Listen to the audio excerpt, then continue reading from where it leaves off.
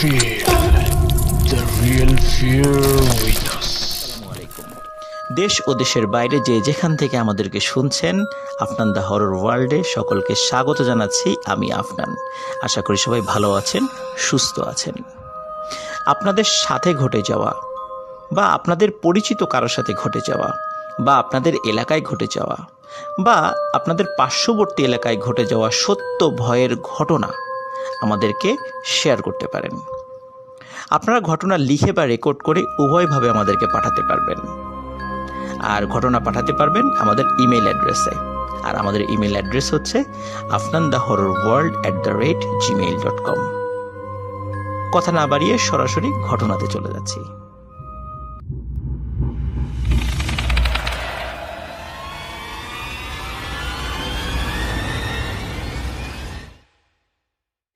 এখন যে ঘটনাটি আপনাদের সাথে শেয়ার করতে যাচ্ছি, এই ঘটনাটি আমাদেরকে যিনি পাঠিয়েছেন তার সম্পর্কে একটু কথা বলতে চাই। উনি কিন্তু আমাদেরকে এর আগেও বেশ কিছু ঘটনা পাঠিয়েছিলেন, কিন্তু সেই ঘটনাগুলো সিলেক্ট করা সম্ভব হয়নি, কারণ সেই ঘটনাগুলো আমাদের প্রচারের যে মানদণ্ড রয়েছে সেই মানদণ্ডগুলো কমপ্লাই করেনি। কিন্তু উনি হতাশ হননি, উনি ক্রমাগত বিভিন্নভাবে ঘটনা সংগ্রহ করে পাঠিয়েই গিয়েছেন। আর এই ঘটনাটি আমাদের কাছে প্রচারযোগ্য মনে হয়েছে, যার কারণে ওনার এই ঘটনাটি এখন আপনাদের সামনে উপস্থাপন করছি।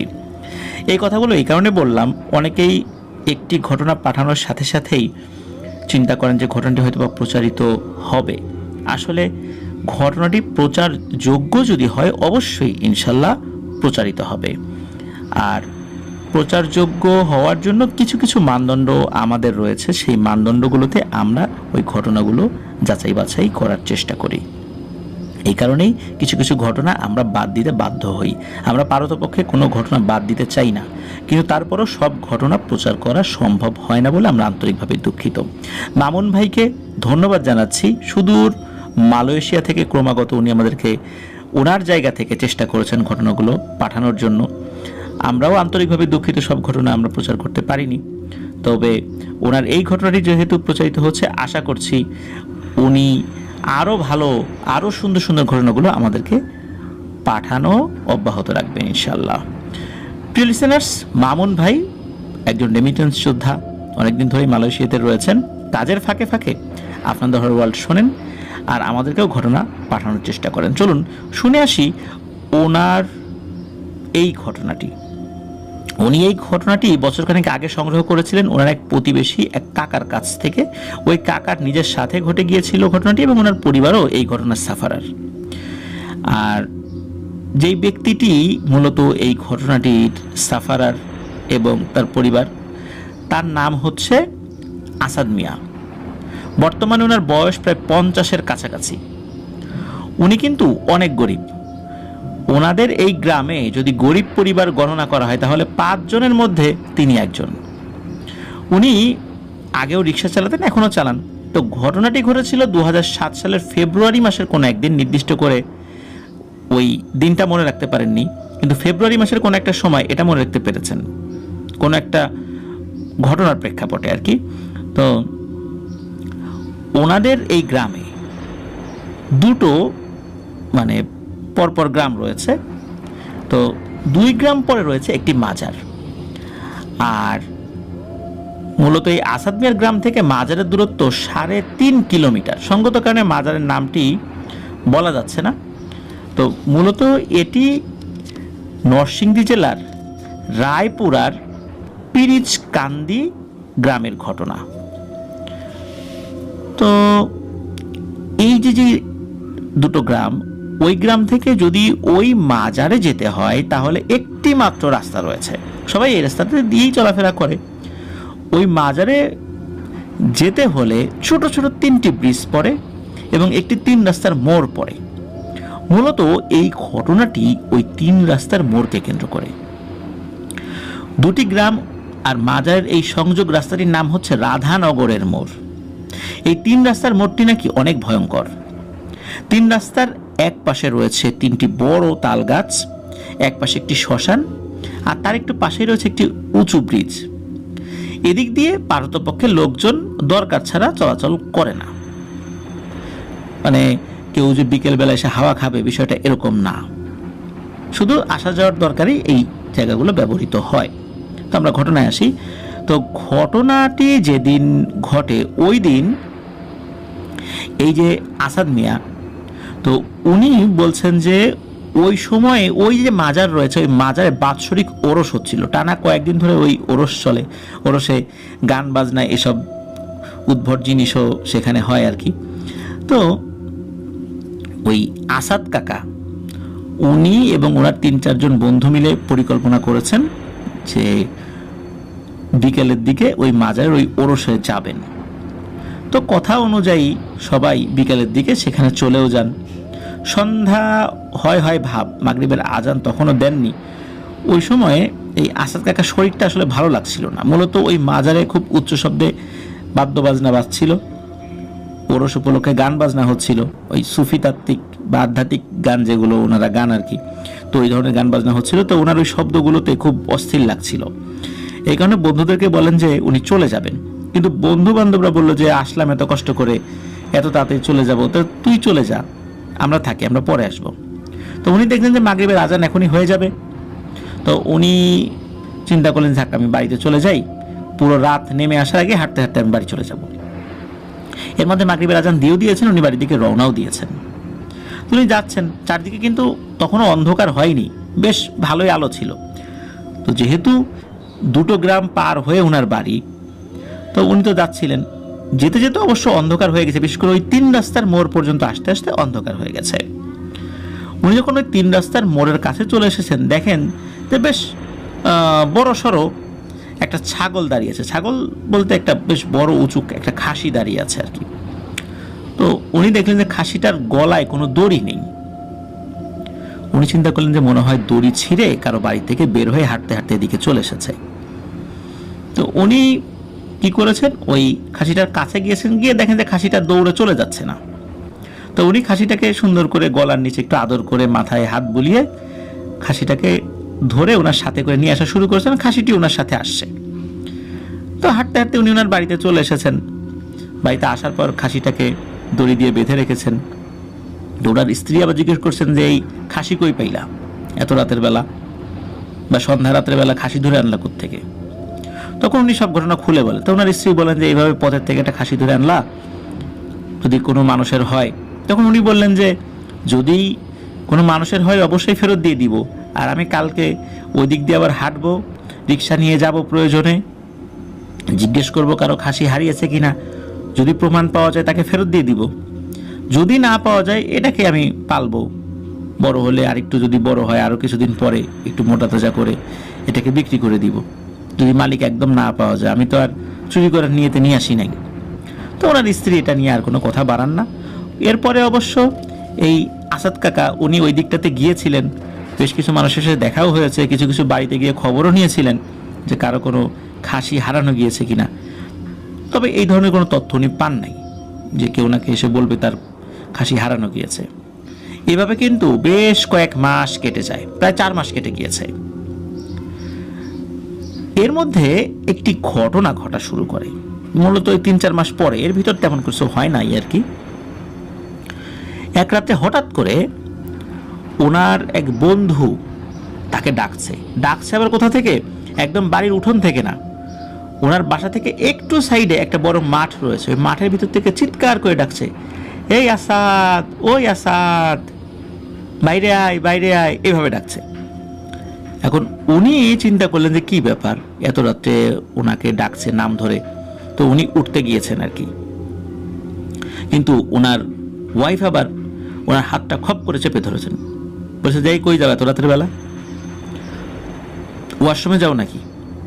তখন বলে না, কেন তুমি শোনো নাই, ওই যে বাইরে থেকে আমাকে ডাক দিল, অনেকক্ষণ ধরে তো চিৎকার চেঁচামেচি করছে। তো ওনার ওয়াইফ আবার বলছেন যে আমি তো বাচ্চার কান্নাকাটিতে ঘুম ভেঙে গিয়েছিল ঘন্টাখানেক আগে, এরপরে তো আমার ঘুম হয় নাই, কই আমি তো একটা ডাকও শুনি নাই, তুমি কোথায় যাও? তখন এই আসাদ কাকার একটু হুঁশ ফিরে আসে যে তাই তো, আমার স্ত্রী যদি জেগেই থাকে তাহলে ও ডাক শুনলো না, আমি ডাক শুনলাম, ঘটনা কি? বিষয়টা তো মনে হচ্ছে যে স্বপ্নের মধ্যে দেখেছি, মনে হচ্ছে যে দুঃস্বপ্ন দেখুনি জেগে উঠছেন, বিষয়টা এরকম মনে করেছেন আর কি। তো এভাবে কিন্তু প্রায় রাত্রে উনি ডাক শুনতেন আর ওনার ঘুম ভেঙে যেত, আর উনি বাইরে বের হওয়ার চেষ্টা করতেন। কখনো কখনো বাইরে বের হতেনও, কিন্তু কাউকে দেখতে পেতেন না। আবার উনি ঘরে ফেরত আসতেন। এভাবে রাতের বেলা বিভিন্ন সময় ওর ঘুম ভেঙে যেত।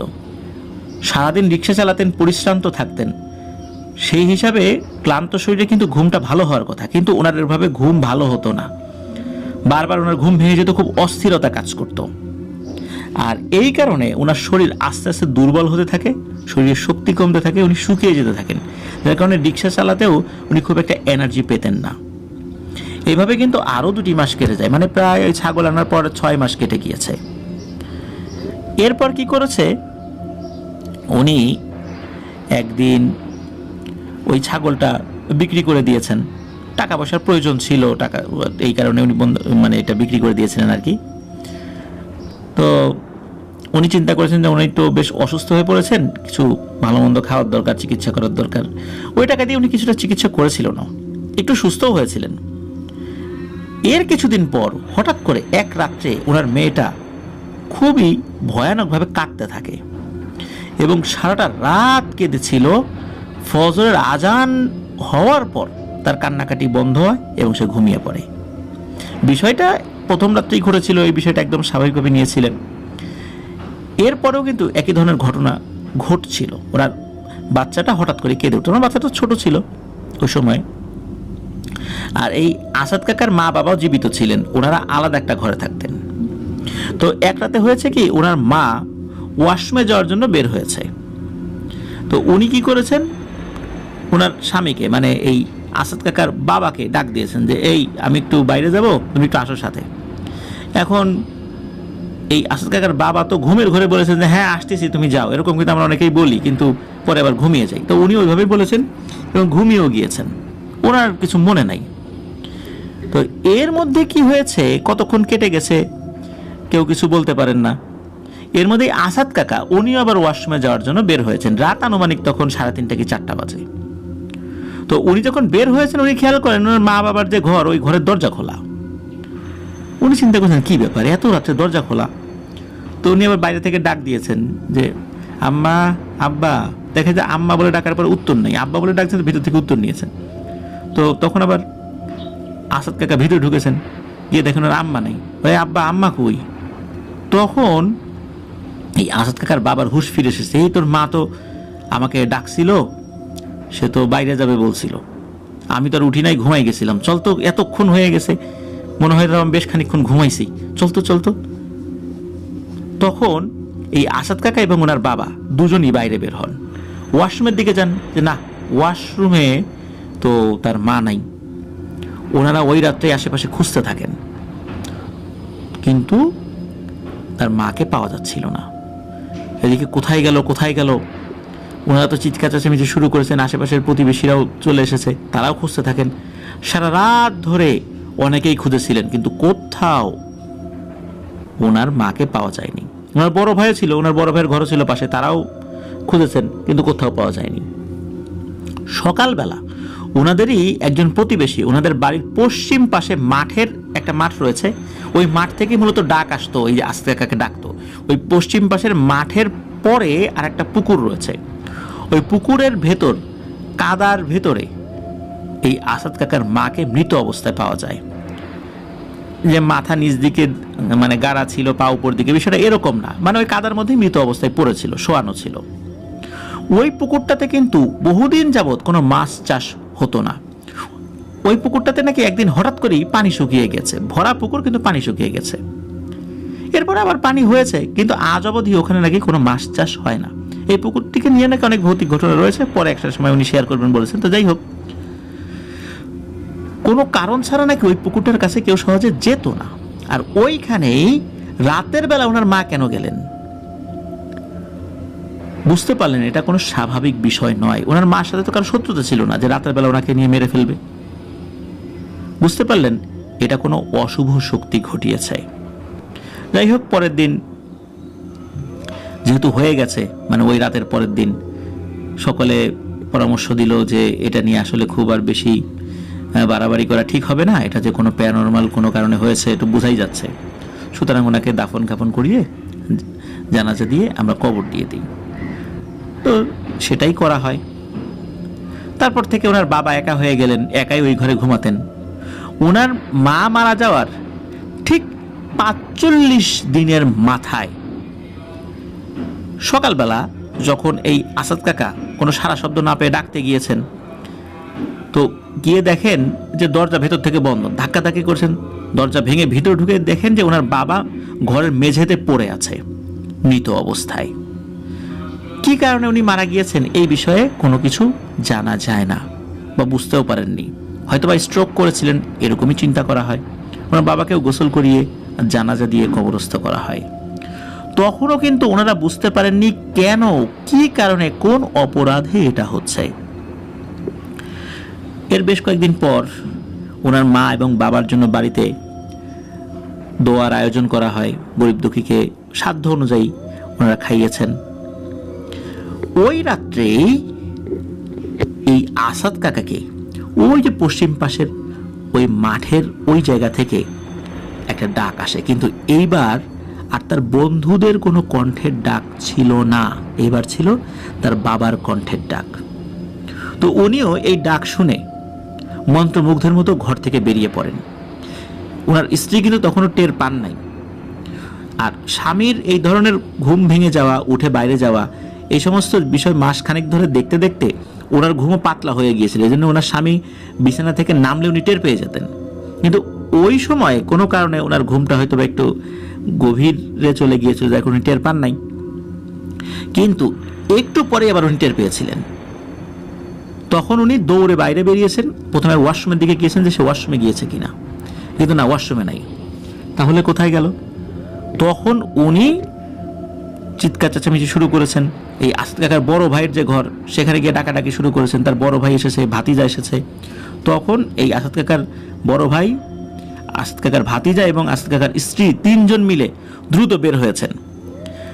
বের হয়েই দেখছেন যে ওই আসাদ কাকা ওই পুকুরের দিকটাতে চলে যাচ্ছে। ওনারা তো দৌড়ে গিয়ে তাকে ধরেছেন। তখন উনি এলোমেলো অসংলগ্ন কথাবার্তা বলছিলেন। ওনাকে টেনে হিচড়ে নিয়ে ওনার বাবার যে রুমটা ছিল, ওনার বাবা মা যে রুমে ঘুমাতেন, তো ওই রুমটাতে ওনাকে আটকে রাখা হয়। তো সকালবেলা একজন হুজুরকে নিয়ে আসা হয়। তো ওই হুজুরটা নাকি খুব নাম করা একজন হুজুর ওনাদের এলাকার। তো ওনাকে নিয়ে আসার পর উনি ওনার মতো করে রুকিয়া করতে থাকেন। তো উনি নাকি কিছু দোয়া দুরুদ পরে ফু দেওয়ার পর এই আসাদ কাকা ঘুমিয়ে পড়েন, ওনার কিছু মনে নাই। তবে উনি যখন হুঁশে আসেন, মানে ওনার যখন ঘুম থেকে জাগ্রত অবস্থায় উনি চলে আসেন, তখন অন্যদের মাধ্যম দিয়ে শুনতে পেয়েছিলেন যে উনি কি বলেছিলেন। কিছুক্ষণ পরে নাকি ওনার শরীরে এক অশরীরী ভর করে। অশরীরে আসার পর ওই হুজুর জিজ্ঞেস করেন যে তুমি কে, কোথায় থাকো এবং একে কেন ধরলা? তখন ওই জিনিসটা বলে যে আমরা মোট 3 জন, আর এ তো খুব বড় ধরনের একটা অন্যায় করেছে। ওকে তো সুযোগ দেয়া হয়েছিল, কিন্তু ও সুযোগটা তো কাজে লাগায়নি। তো কি অন্যায় করেছে? তখন ওই অশরীরীটা বলে যে এই যে 3 রাস্তার মোড়, এইখানে অনেকে মানত করে, বিভিন্ন জিনিস ভোগ দেয়। তো এমনই একজন একটা ছাগল ভোগ দিয়ে গিয়েছিল সন্ধ্যার সময়। তো ওই জিনিসটা আমরা নেব এমন সময় এই আসাদ মিয়া এখানে চলে আসে এবং এসে ওই ছাগলটাকে নিয়ে চলে যায়। যেহেতু ওই ছাগলটার উপর আমরা মন্ত্র পড়েছিলাম, যার কারণে ছাগলটা আসলে ওইভাবে ছোটাছুটি করতো না। আর ওই জিনিসটার গায়ে যেই হাত দেবে ছাগলটা তার বশ হয়ে যাবে। আর ওই সময় আমরা ওটাকে হাত দেওয়ার আগেই আসাদ মিয়া এসে হাত দেয় এবং আসাদ মিয়ার বশ হয়ে যায়। আসাদ মিয়া ওকে নিয়ে চলে যায়। এরপর আমরা এই জিনিসটা ওর কাছ থেকে নিতে পারিনি, আমরা চেষ্টা করেছি, নিতে পারিনি।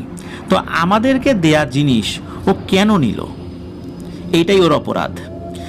এই কারণে আমরা চেষ্টা করেছিলাম যে আসাদ মিয়াকেই নিয়ে যেতে। অনেক চেষ্টা করেছি, বিভিন্ন সময় পারি নাই। ওর বউ ওকে ধরে ফেলতো। যদি একবার ওই মাঠের ভিতর নিয়ে আসতে পারতাম তাহলে অনেক আগেই ওকে নিয়ে যেতাম।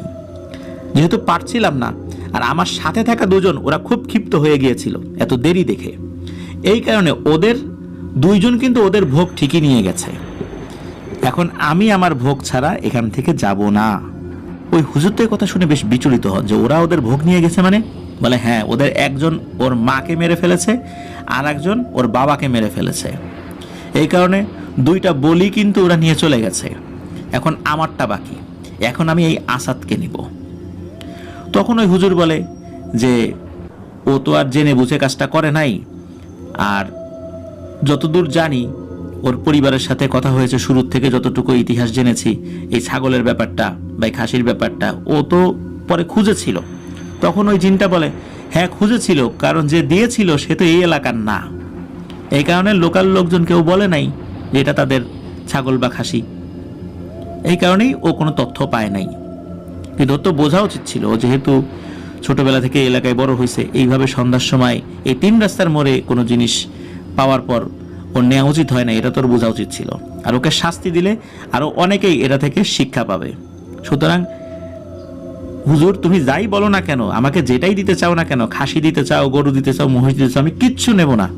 আমার সাথে থাকা 2জন যেহেতু 2টা মানুষের প্রাণ নিয়ে গেছে, আমিও আসাদের প্রাণ নিয়েই যাব। কোনো কিছুতেই আমাকে আটকানো যাবে না। তখন হুজুর বলে যে তুই যদি না যাস তোকে কিন্তু বন্দি করব। তখন ওই জিনটা বলে যে কর, বন্দি কর, কয়দিন আটকায় রাখবি, একটা সময় তো আমি ছাড়া পাবো। আর মনে রাখবি তখনই কিন্তু আসাদের জীবনের শেষ দিন হবে। তখন হুজুর যখন দেখলেন যে কোনোভাবেই ওকে অন্য কোনো কিছু, গরু ছাগল এগুলা দিয়ে কোনোভাবেই তাকে মানানো যাচ্ছে না, বাধ্য হয়েই হুজুর ওই জিনটাকে বন্দি করেছিলেন। এবং বন্দি করার পর ওই এলাকারই একটি বট গাছে নাকি আটকে রেখেছেন। তখন নাকি ওই অভাবটা বলেছিল একবার যদি ছাড়া পাই ওই দিন কিন্তু আসাদের জীবনের শেষ দিন হবে। আসাদ কাকা মানে আসাদ মিয়া যিনি, উনি কিন্তু এরপরে সুস্থ হয়ে গিয়েছিলেন, ওনার সাথে আর কখনো কোনো ধরনের ঘটনা ঘটেনি। কিন্তু সমস্যা হলো যে এই যে ওনার মা মারা যাওয়া, বাবা মারা যাওয়া, এই ধরনের ভয়ের ঘটনা ঘটা, ওনার উপর একটা শারীরিক অত্যাচার চলা, এই কারণে উনি মানসিকভাবে বেশ ভেঙে পড়েছিলেন। সংসারে অভাব অনটন, আগের মতো রিক্সা চালাতে পারতেন না, ওনার ওয়াইফের সাথে বেশ অনেক সময় ঝগড়াঝাটি লাগতো। এক পর্যায়ে ওনার ওয়াইফ রাগ করে তার মেয়েকে নিয়ে তার বাপের বাড়ি চলে যায়। এরপরে দীর্ঘদিন এই আসাদ কাকা একা একাই থাকেন।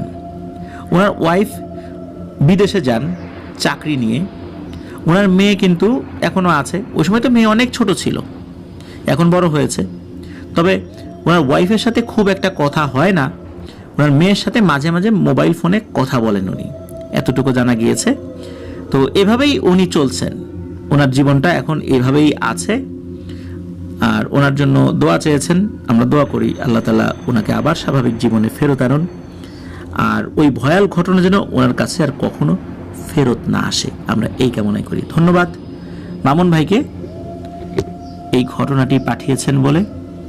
আসলে সব ঘটনা তো সুন্দর হয় না, সব ঘটনা আনন্দদায়ক হয় না। আমরা ভয়ের ঘটনা যেগুলো প্রচার করি এগুলো কোনোটাই আসলে আনন্দদায়ক না। হ্যাঁ, এটা ভয়ের আনন্দ দিতে পারে, কিন্তু আমরা আনন্দ না বলে আমরা এটা ভয়ের শিহরণ বলতে চাই। আশা করছি এই ঘটনাটি আপনাদের ভয়ের শিহরণ জাগাতে সক্ষম হয়েছে। প্রিয় লিসেনার্স, চলুন আমরা চলে যাব আমাদের এবারের 103তম এপিসোডের পরবর্তী আরও একটি নতুন ঘটনায়। এখন যে ঘটনাটি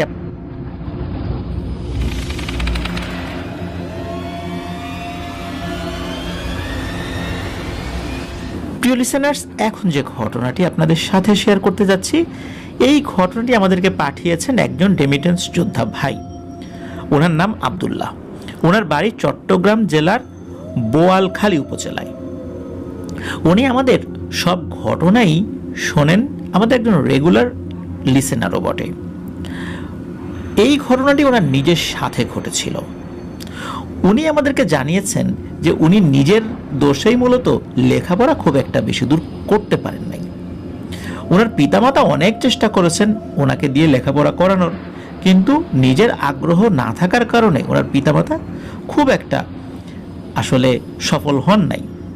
একটা পর্যায়ে ওনার উপর অতিষ্ঠ হয়ে ওনার বাবা ওনাকে কাজ শিখতে দেন শহরের একটা গ্যারেজে। এটা মূলত ছিল বাস ট্রাকের একটা মেকানিক্যাল গ্যারেজ। আর ওনার বাড়ি তো গ্রামে, শহরে যেতে ওনার প্রায় 2 ঘন্টার রাস্তা পাড়ি দিতে হয়। তারপরও প্রতিদিনই আসা যাওয়া করতেন, উনি শহরে থাকতেন না। উনি সকালবেলা যেতেন, রাত্রে ফেরত আসতেন। সকালে যাওয়ার সময় দুপুরের খাবারটা টিফিন বক্সে করে নিয়ে যেতেন। তো এভাবেই চলছিল দিন, কোনো সমস্যা খুব একটা হচ্ছিল না। এমন একদিন রাতের বেলা, ওই রাতে আবার কাজের চাপটা বেশি ছিল, এই কারণে কাজ শেষ করে গ্যারেজ বন্ধ করতে করতে একটু দেরি হয়ে যায়। তো ওনার যে 2 ঘন্টা রাস্তা বাড়ি থেকে শহরের, এর মাঝখানে আবার 1 ঘন্টার রাস্তা ট্রলারে করে পাড়ি দিতে হবে।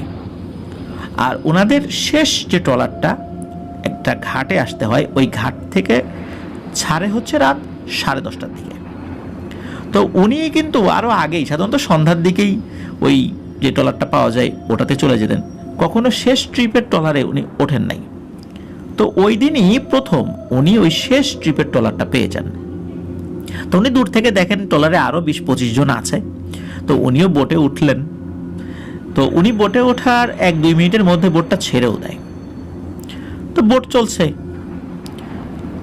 উনি কিছু দূর চলার পর হঠাৎ করে একটা অদ্ভুত দৃশ্য লক্ষ্য করলেন।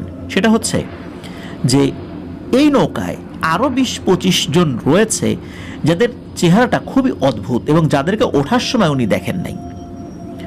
একই ধরনের কাপড় পরা, অনেকটা একই রকমের চেহারা বলে মনে হচ্ছে, হুবহু একরকম না, বেশ ফর্সা, সুন্দর, মধ্যবয়স্ক, বড় বড় দাড়ি রয়েছে।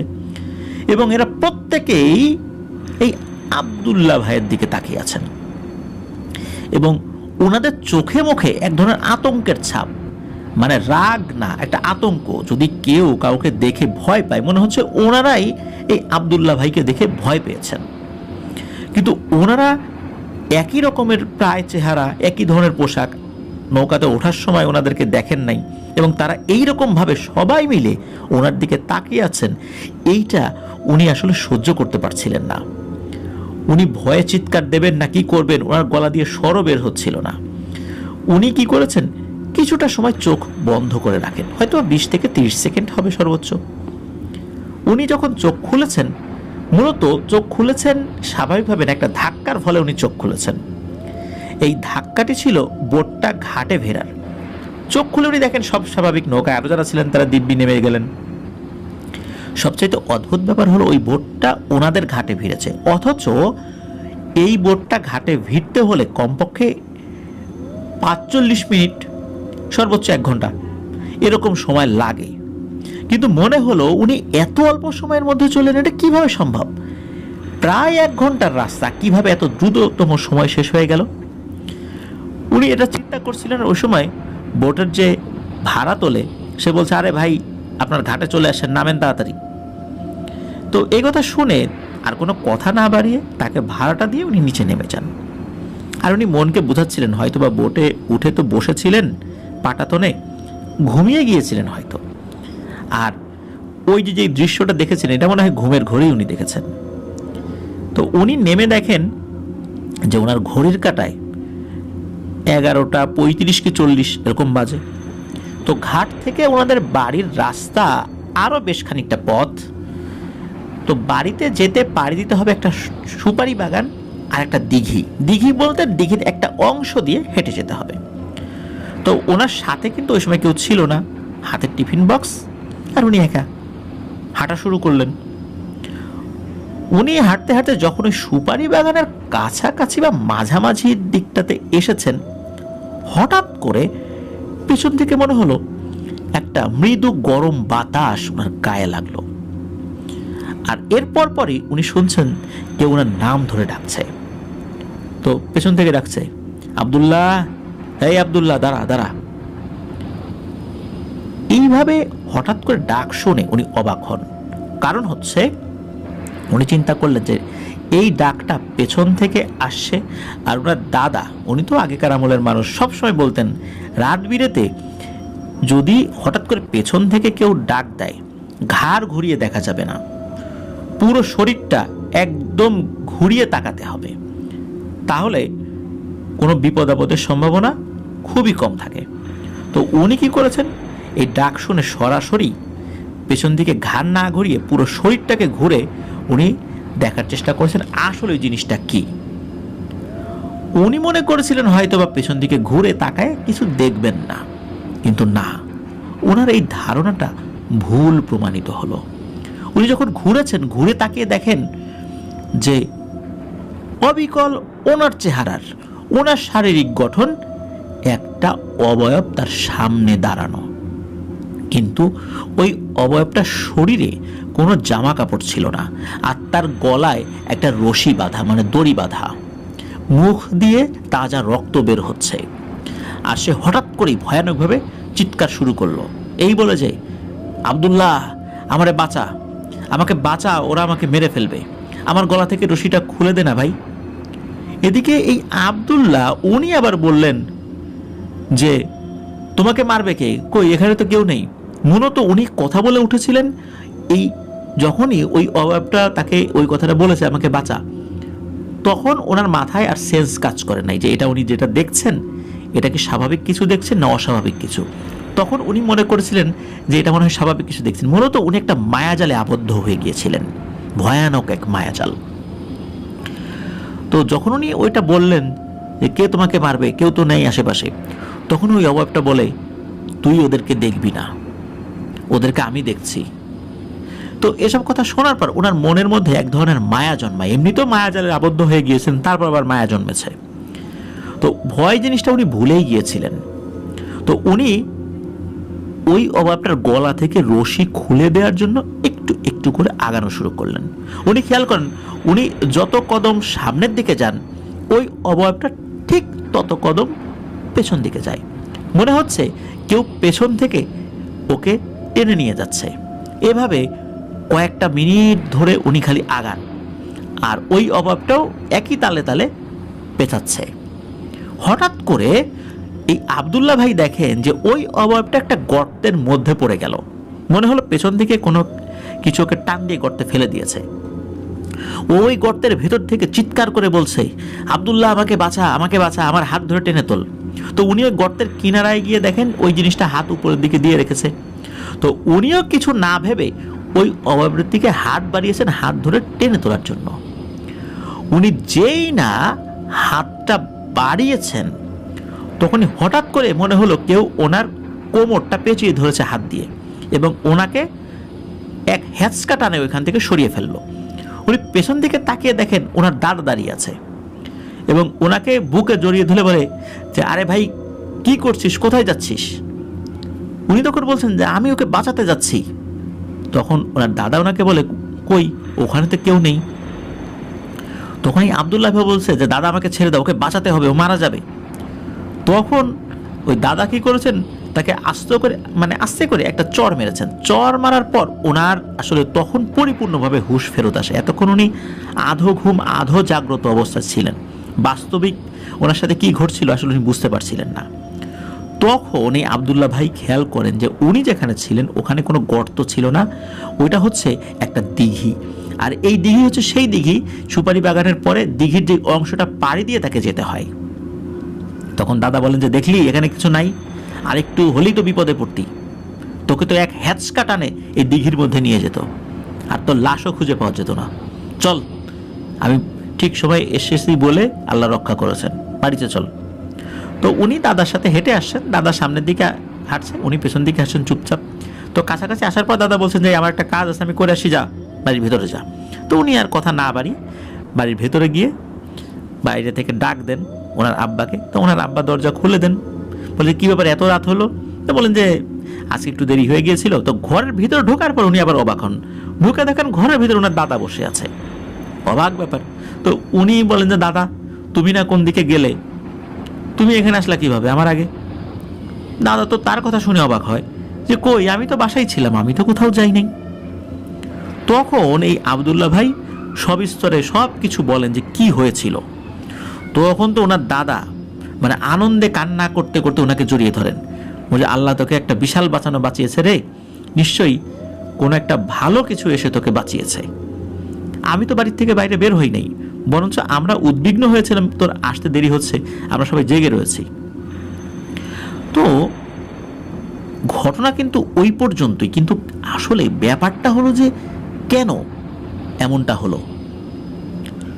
এখানে পরবর্তীতে জানা গেল যে ওনার দাদা ওনাকে নিয়ে একজন হুজুরের কাছে গিয়েছিলেন। তো হুজুর জানিয়েছিলেন যে মূলত উনি যখন আসলে ওইখানে যান, মানে ওই নৌকাতে ওঠেন, ওখানে কিছু ভালো অবয়ব ছিল।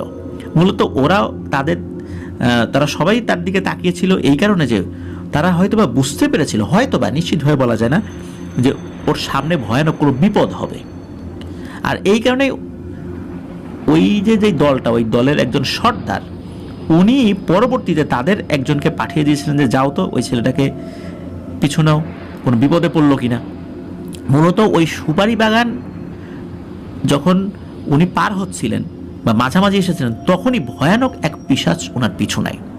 মূলত ওই রাতটা স্বাভাবিক কোনো রাত ছিল না, ওই রাত্রে ওনাকে হত্যা করার নিয়েতেই ওই পিশাচ পিছু নিয়েছিল এবং এক মায়াজাল সৃষ্টি করে ওনাকে ওই দিঘির পাড়ে নিয়ে গিয়েছিল। যখনই উনি হাতটা যদি বাড়িয়ে দিয়েছিলেন, ওই সময় যদি খুললে পিশাচটার হাতে টাচ লাগতো, এক হ্যাঁচকা টানে তাকে দিঘির মধ্যে নিয়ে যেত, আর কারো পক্ষে বাঁচানো সম্ভব ছিল না। মূলত ওই শেষ মুহূর্তে এসে ভালো একজন জিন তাকে হ্যাঁচকা টানে সরিয়ে নিয়ে গিয়েছিল। মূলত ওই জিনটাও তাকে পেছন থেকে নাকি ডাকছিল পরিচিত কণ্ঠে, কিন্তু এমন এক মায়াজালে উনি পড়ে গিয়েছিলেন, ওই জিনের ডাক উনি শুনতে পান নাই, যার ফলশ্রুতিতে ওই জিনটা তার দাদার রূপ ধরে তাকে বাঁচিয়েছিল। এখন অন্য কোনো রূপে বাঁচালে সে আরো ভয় পেয়ে ওখানে মারাও যেতে পারত, এই কারণে ওই জিনটা তার দাদার রূপ ধরে এসেছিল। এভাবেই আল্লাহ তাআলা ওই জিনের ওসিলায় তাকে ওই ভয়ানক বিপদ থেকে বাঁচিয়ে দেন এবং সে তার বাড়ি পর্যন্ত এগিয়ে দিয়েছিল। তো এরপরে আর তেমন কোনো কিছু জানা যায়নি। তো এটাই ছিল ঘটনা। প্রিয় লিসেনার্স, কেমন লাগলো ঘটনাটি? আশা করছি এই ঘটনাটি আপনাদের ভয়ের শিহরণ জাগাতে সক্ষম হয়েছে। ধন্যবাদ আব্দুল্লাহ ভাইকে, উনি প্রবাস জীবনে থেকে কষ্ট করে ঘটনা লিখে পাঠিয়েছেন। আমাদের এবারের এপিসোডে কিন্তু বেশ কয়েকজন প্রবাসী ভাইদের ঘটনা রয়েছে। আপনাদেরকে আসলে কৃতজ্ঞতা জানাই। প্রবাস জীবনের এত কষ্ট, এত শ্রম, এর মধ্য দিয়েও আপনারা সময় বের করে আমাদেরকে ঘটনা পাঠাচ্ছেন। এই কৃতজ্ঞতা জানানোর ভাষা আমাদের নেই। শুধু এতটুকু বলবো, আপনাদের ওয়ার্ল্ডের সাথে যেমন ছিলেন, আছেন, ইনশাল্লাহ ভবিষ্যতেও থাকবেন, এই কামনা করব। প্রিয় লিসেনার্স, চলুন আমরা চলে যাব আমাদের এবারের এপিসোডের পরবর্তী আরও একটি নতুন ঘটনায়।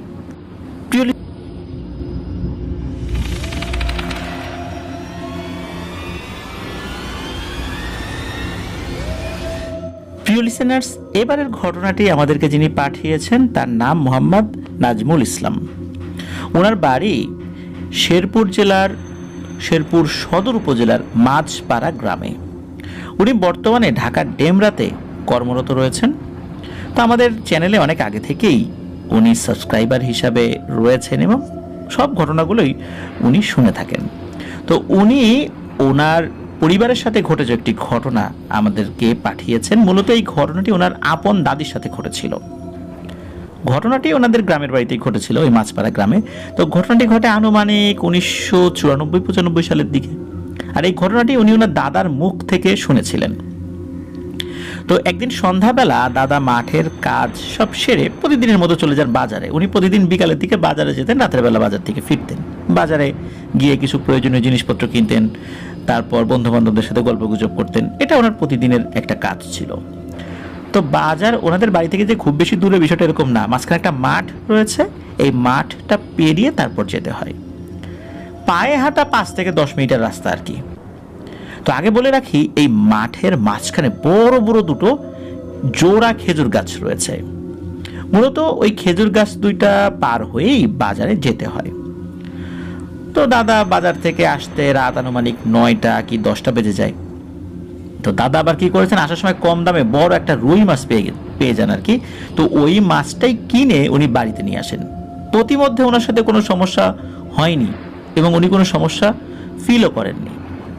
তো উনি বাড়িতে এসে দাদিকে বলেন যে দ্রুত আমাকে মাছটা ভেজে দাও, মাছ ভাজা দিয়ে ভাত খাবো। এখন রাতের বেলা এরকম একটা মাছ নিয়ে আসছে, এটা তো কাটাকুটি করতে তো সময় লাগে। তো উনি ওনার মতো করে মাছ কাটাকুটি শুরু করেছেন। এদিকে কিন্তু অনেক সময় চলে গিয়েছে। তো দাদা ঘর থেকে বলে ওঠে, এই আর কত দূর গো, হইলো তোমার মাছ ভাজা? তো দাদির কোনো সারা শব্দ নাই। তো উনি চিন্তা করেন হয়তো শোনেন নাই, রান্নাঘরে মাছ ভাজার সময় এক ধরনের শব্দ হয়। তো তেল দিয়ে ভাজতে গেলে, হয়তো ওই কারণে উনি বুঝতে পারেন নাই। তো এর 10 মিনিট পর আবার তাকে বলেন যে এই কত দূর গো, কি হইলো? তো এইভাবে আধা ঘন্টা হয়ে গেছে। তখন দাদার তো রাগ হয়ে গেছে যে কি ব্যাপার, এতবার ডাকি, একবার তো উত্তর দিতে পারে, একবার না হয় না শুনলো, এতবার ডাকলাম একবারও কি শোনে নাই? সেই কত পরিশ্রম করছি, মাঠে ঘাটে আবার বাজারে গেলাম, ক্ষুধাও তো লাগছে অনেক, আর এর এতক্ষণ লাগতেছে। তো উনি কি করেছেন, ঘর থেকে বাইরে বের হয়ে এসেছেন, কিন্তু এসে দেখেন যে এই যে মাছ কাটার যে বটিটা যেখানে কাটছিলেন, বটিটা ওইরকমই সোজা পড়ে আছে। মানে বটিতে যখন মাছ কাটাকুটি করা হয় তখন আমরা দেখি কাটার পরে বটিটা কিন্তু খুলে রাখেন সবাই, যাতে করে দুর্ঘটনা না ঘটে। তো এই বটিটা খুলে রাখা ছিল না, বটিটা কিন্তু ওইরকমই ছিল। মাছের যে আঁশ এগুলো পড়ে আছে, মাছও নাই, দাদিও নাই, রান্নাঘরেও নাই। তো উনি চিন্তা করেছেন হয়তো বা কলপারে এটা ধুতে গেছে। কিন্তু এই দাদি কিন্তু সবসময় এই মাছ কাটা বা অন্যান্য কোনো জিনিস কাটাকুটি করার পর বটিটা কিন্তু খুলে রেখে যেতেন। কিন্তু বটিটা এইভাবে রেখে কখনো যায় না। এটা হতেও পারে, মনের ভুলে মানুষ তো এরকম করতেই পারে, স্বভাবসুলভ অভ্যাসগুলো তো অনেক সময় মনের ভুলে মানুষ করে না। তো ওই চিন্তা করেই এই দাদা চিন্তা করলেন যে মনে হয় সে ভুল করে এটা খোলে নাই, নিশ্চয়ই কলপারের দিকে গেছে মাছ ধোয়ার জন্য। তো উনি কলপারের দিকে গিয়েছেন, নাই। চিন্তা করুন ওয়াশরুমে গেছে কিনা, ওয়াশরুমের দিকে গিয়েছেন, নাই। বাড়ির আশেপাশে খুঁজছেন, নাই, কোথাও নাই, মাছও নাই, দাদিও নাই। তখন বিষয়টা দাদার কাছে ভালো লাগে না। চিন্তা করলেন যে কোনো বিপদ আপদ হলো না তো। তখন দ্রুত ওনার ছোট ভাইকে উনি ডাকতেন। ছোট ভাইকে ডেকে বলেন যে এই ব্যাপার, খুঁজে তো পাওয়া যাচ্ছে না তোর ভাবিকে, চল তো তাড়াতাড়ি আশেপাশে যাই। কোন দিকে গেল? তখন উনিও বিষয়টা অশুভ আন্দাজ করে নিজের ভাইয়ের সাথে খুঁজতে বের হয়ে পড়েন। দুই ভাই মিলে খুঁজছেন, খুঁজতে খুঁজতে কোথাও পাওয়া যাচ্ছে না। এদিকে কি হয়েছে, কি মনে করে ওই মাঠের দিকটাতে গিয়েছেন। এখন ওনার ছোট ভাই বলছেন যে ভাই চলো তো মাঠের দিকটাতে যাই। তখন বলছেন যে মাঠের দিকে তোর ভাবি যাবে নাকি? তারপরও যাই চলো। কি মনে করে কোনো দিকে খুঁজে না পেয়ে যখন ওই দিকটাতে গিয়েছেন, ওই খেজুর গাছের কাছে এসেছেন, তখনই তো উপর থেকে কটমট কটমট আওয়াজ আসছে। ওনারা উপর দিকে তাকিয়ে তো তাদের চক্ষু ছানা বড়া। আরে এইটা কি দেখছি? ওই দুই জোড়া খেজুর গাছের একটার উপরে দাদি বসে আছেন এবং বসে বেশ মজা করে ওই বড় রুই মাছটা কাঁচা চিবিয়ে চিবিয়ে খাচ্ছেন। আর চিবিয়ে খাওয়ার সময় এক ধরনের শব্দ হচ্ছে, মাছের কাঁটা ভেঙে যাচ্ছে, ওরকম একটা শব্দ হচ্ছে। মূলত এই শব্দটাই ওনারা পেয়েছিলেন। ওনারা তো এটা দেখার পর, বিশেষ করে দাদা, উনি তো চিৎকার করে বলছেন এই তুমি নেমে আসো, নেমে আসো, ওইখানে উঠলা কিভাবে, ওইখানে কি করো? এই সমস্ত কথার কোনো ভ্রুক্ষেপ নাই। মাছ দাদি খেয়েই যাচ্ছেন। মাছ খাওয়া শেষ, মাথাটা দেখা যাচ্ছে, বড় রুই মাছের বড় মাথাটা তার হাতে আছে। এই মাথাটা কি করেছে, দাদি উপর থেকে দাদার দিকে জোরে ছুঁড়ে মেরেছে। যদিও দাদার গায়ে লাগে নাই, দাদা একটু সরে যান, কিন্তু বেশ জোরেই মেরেছিল। এরপর দাদি কি করেন, কাঠবিড়ালি যেভাবে গাছ থেকে নেমে আসে, মাথা নিচের দিক দিয়ে, হাত সামনের দিকে থাকে, পা পেছন দিকে থাকে, ঠিক ওইভাবে কাঠবিড়ালির মতো করে উনি গাছ থেকে নেমে এসে অজ্ঞান হয়ে যান। আর এই যে চিৎকার চেঁচামেচিতে আশেপাশে কিন্তু লোকজনও বেশ কিছু চলে এসেছিল। আবার ওই দিক দিয়ে যারা ফিরছিলেন ওই গ্রামে, ওই পথ দিয়েই তো আসতে হয় ওই মাঠ পেরিয়ে, এমন কিছু লোকজন ওইখানে দাঁড়িয়ে এই বিষয়টি দেখছিলেন। তারা তো খুব ভয় পাচ্ছিলেন, জোরে জোরে দোয়া দুরুদ পড়ছিলেন। তো দাদি যখন অজ্ঞান হয়ে যান তখন তাকে বাড়িতে নিয়ে আসা হয়। জ্ঞান ফেরার পরে উনি একদম স্বাভাবিক ছিলেন, কিন্তু কিছু সময় পর ওনার বমি শুরু হয়ে যায়। পরের দিন দুপুর পর্যন্ত এরকম বমির ভাব ছিল। এরপর আল্লাহর রহমত উনি একদম স্বাভাবিক হয়ে যান। তখন এই দাদা দাদিকে নিয়ে স্থানীয় একজন হুজুরের কাছে যান। উনি বেশ ভালো একজন হুজুর ছিলেন, ওনার কাছে বেশ জিন টিন আসতো আর কি। তো ওনার কাছে যখন বলেন তখন ওই হুজুর দাদিকে কিছুটা রুকিয়া করে দেন এবং বলেন যে আমি আমার সাথে থাকা জিনদের কাছ থেকে কিছুটা তথ্য নেই যে কেন এমনটা হলো। উনি কিছুক্ষণ পর এই তথ্যটা দাদাকে জানান যে দাদা যখন মাছ কিনে আসছিল, ওই জোড়া খেজুর গাছে একটা মেছো জিন থাকে। ও আসলে ওরকম শক্তিশালী জিন না, দুর্বল হয়ে গেছে। এমনিতেও সে শক্তিশালী না, তারপর আরো দুর্বল হয়ে গেছে। মূলত এই রুই মাছটি আসার সময় সে ওই রুই মাছটার দিকে নজর দেয়। আর দাদা নাকি ওই সময় মানে বিড়বিড় করে কোরআন তেলাওয়াত করতে করতে আসছিলেন। এই কারণে এই জিনটা আসলে কোনো কিছু করতে পারে নাই। আর দাদি যখন মাছ করতে বসেন, ওই জিনটা কালো একটা বেড়ালের আকৃতিতে দাদির কাছাকাছি এসে বসেছিল, চুপ করে বসেছিল। এখন দাদি কি করেছেন, ওই মাছ যখন কেটেছেন, মাছের যে নাড়ি ভুড়িগুলো আছে, এইটা আবার নাকি ওই বিড়ালকে ডাক দিয়ে খেতে দিয়েছেন, যে এই বিড়াল এদিকে আয়, নে, এই বলে কিছু তার সামনের দিকে ছুঁড়ে মেরেছেন। এরপরে কিন্তু দাদি আর কিছু মনে করতে পারে না, ওনারও এতটুকুই মনে ছিল। পরে হুজুর বলেন মূলত জিনটা দূরে দাঁড়িয়েছিল, কিন্তু দাদি যখন তার কাছে ডেকেছে তখনই এই জিনটা সুযোগ পেয়ে যায়, তখনই এই জিনটা দাদির উপর ভর করে এবং মাছ সমেত দাদিকে নিয়ে চলে যায়। তো দাদির শরীরের ভেতরে থেকেই এই জিনটা মাছটা খেয়ে ফেলে। যেহেতু দাদার উপর ক্ষোভ ছিল যে ওই সময় সে মাছটা নিতে পারে নাই, এই জন্য মাছের মাথাটা দাদার দিকে ছুঁড়ে মেরেছিল। তো হুজুর বলে দেন যে ওই জিনটা একটা আবদার করেছে, যেহেতু সে আসলে মাছ টাছ খুব একটা খেতে পারে না, এই জন্য দাদা যেন দুটো রুই মাছ ওই জোড়া খেজুর গাছের নিচে দিয়ে আসেন। এটাই হলো ওই জিনের একটা আবদার। মানে খুব যে কঠোর কোনো নির্দেশনা বিষয়টা এরকম না, ও তো দুর্বল, এই জন্য তাকে দিয়ে আসতে অনুরোধ করেছেন। আর দাদিকে সে আর কখনো কোনো ক্ষতি করবে না। তো দাদা বলেন আচ্ছা ঠিক আছে, ও যদি খেতে চায় আমি দিয়ে আসবো। তো পরের দিনই দাদা দুটো বড় রুই মাছ কিনে নাকি একা একা গিয়ে রাতের বেলা ওই খেজুর গাছের গোড়ায় গিয়ে রেখে চলে এসেছিলেন। তো পেছন থেকে উনি কোনো শব্দ টব্দ পান নাই, উনি চলে এসেছেন। এরপরে আর কোনো সমস্যা হয়নি, দাদি কিন্তু এখনো ভালো আছেন, সুস্থ আছেন। তো এটি ছিল ঘটনা। প্রিয় লিসেনার্স, আসলেই দেখেন যে আমরা যদি রাতের বেলা একা একা আসি, দোয়া দুরুদ পড়তে পড়তে আসি, পবিত্র কোরআন থেকে তেলাওয়াত করতে করতে আসি, তাহলে আল্লাহর অশেষ রহমতে কিন্তু এই জিনেরা যে ক্ষতি করতে পারে না, এই ঘটনায় কিন্তু তার প্রমাণ। কিন্তু দাদি তো আসলে বুঝতে পারেননি, উনি তো স্বাভাবিকভাবেই চিন্তা করে ওই বিড়ালকে এইগুলো খেতে দিয়েছিলেন। উনি কিন্তু আঘাতও করেন নাই বিড়ালকে, এমন না যে আঘাত করেছেন, তা কিন্তু না। ওই ডেকে যখন কাছে আনার চেষ্টা করেছেন তখনই ওই জিনটা সুযোগ পেয়েছিল। এভাবে বিভিন্ন কারণেই, আমাদের ভুলের কারণে, আমাদের অজ্ঞতার কারণে, এগুলো আসলে ভুলও তো বলা যায় না। দাদি কি ওখানে কোনো ভুল করেছিলেন? না, তা তো করেননি।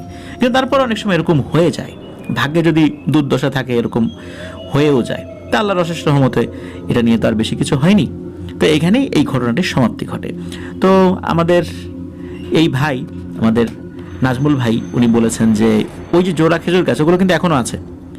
উনি এই গাছের ছবি তুলে পরবর্তীতে আমাদেরকে পাঠাবেন।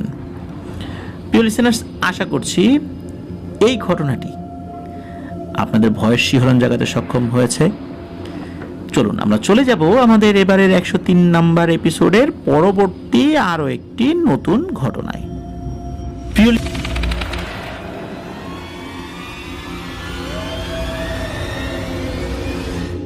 প্রিয় লিসেনার্স, রক্ত হিম করা আরও একটি ঘটনা নিয়ে আপনাদের সামনে হাজির হয়ে গেলাম। আর এবারের ঘটনাটি আমাদেরকে পাঠিয়েছেন কিশোরগঞ্জের সরকারি গুরুদুয়াল কলেজের অর্থনীতি বিভাগের একজন স্টুডেন্ট, ওনার নাম আজিজুল হক। আর এই আজিজুল হক ভাইয়ের বাড়ি কিশোরগঞ্জ জেলার পাকুন্দিয়ার হোসেনদি পশ্চিম কুমারপুরে। তো উনি যেই জায়গার ঘটনাটি আমাদেরকে পাঠিয়েছেন, ওই জায়গায় কিন্তু বেশ হন্টেড ঘটনা ঘটেছে বলে অনেকের মুখেই শোনা যায়।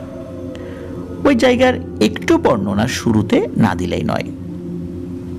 মূলত একটি গাছকে কেন্দ্র করে ঘটনা, যেই জায়গায় ওই গাছটি, এই জায়গাটি হোসেনদি বাজার থেকে 1 কিলোমিটার উত্তরে পাকা মেইন রাস্তা, তারপর পশ্চিমে সরু চিকন কাঁচা রাস্তা, সামনে প্রায় 25 থেকে 30টা হিন্দু সম্প্রদায়ের মানুষদের বাড়িঘর রয়েছে।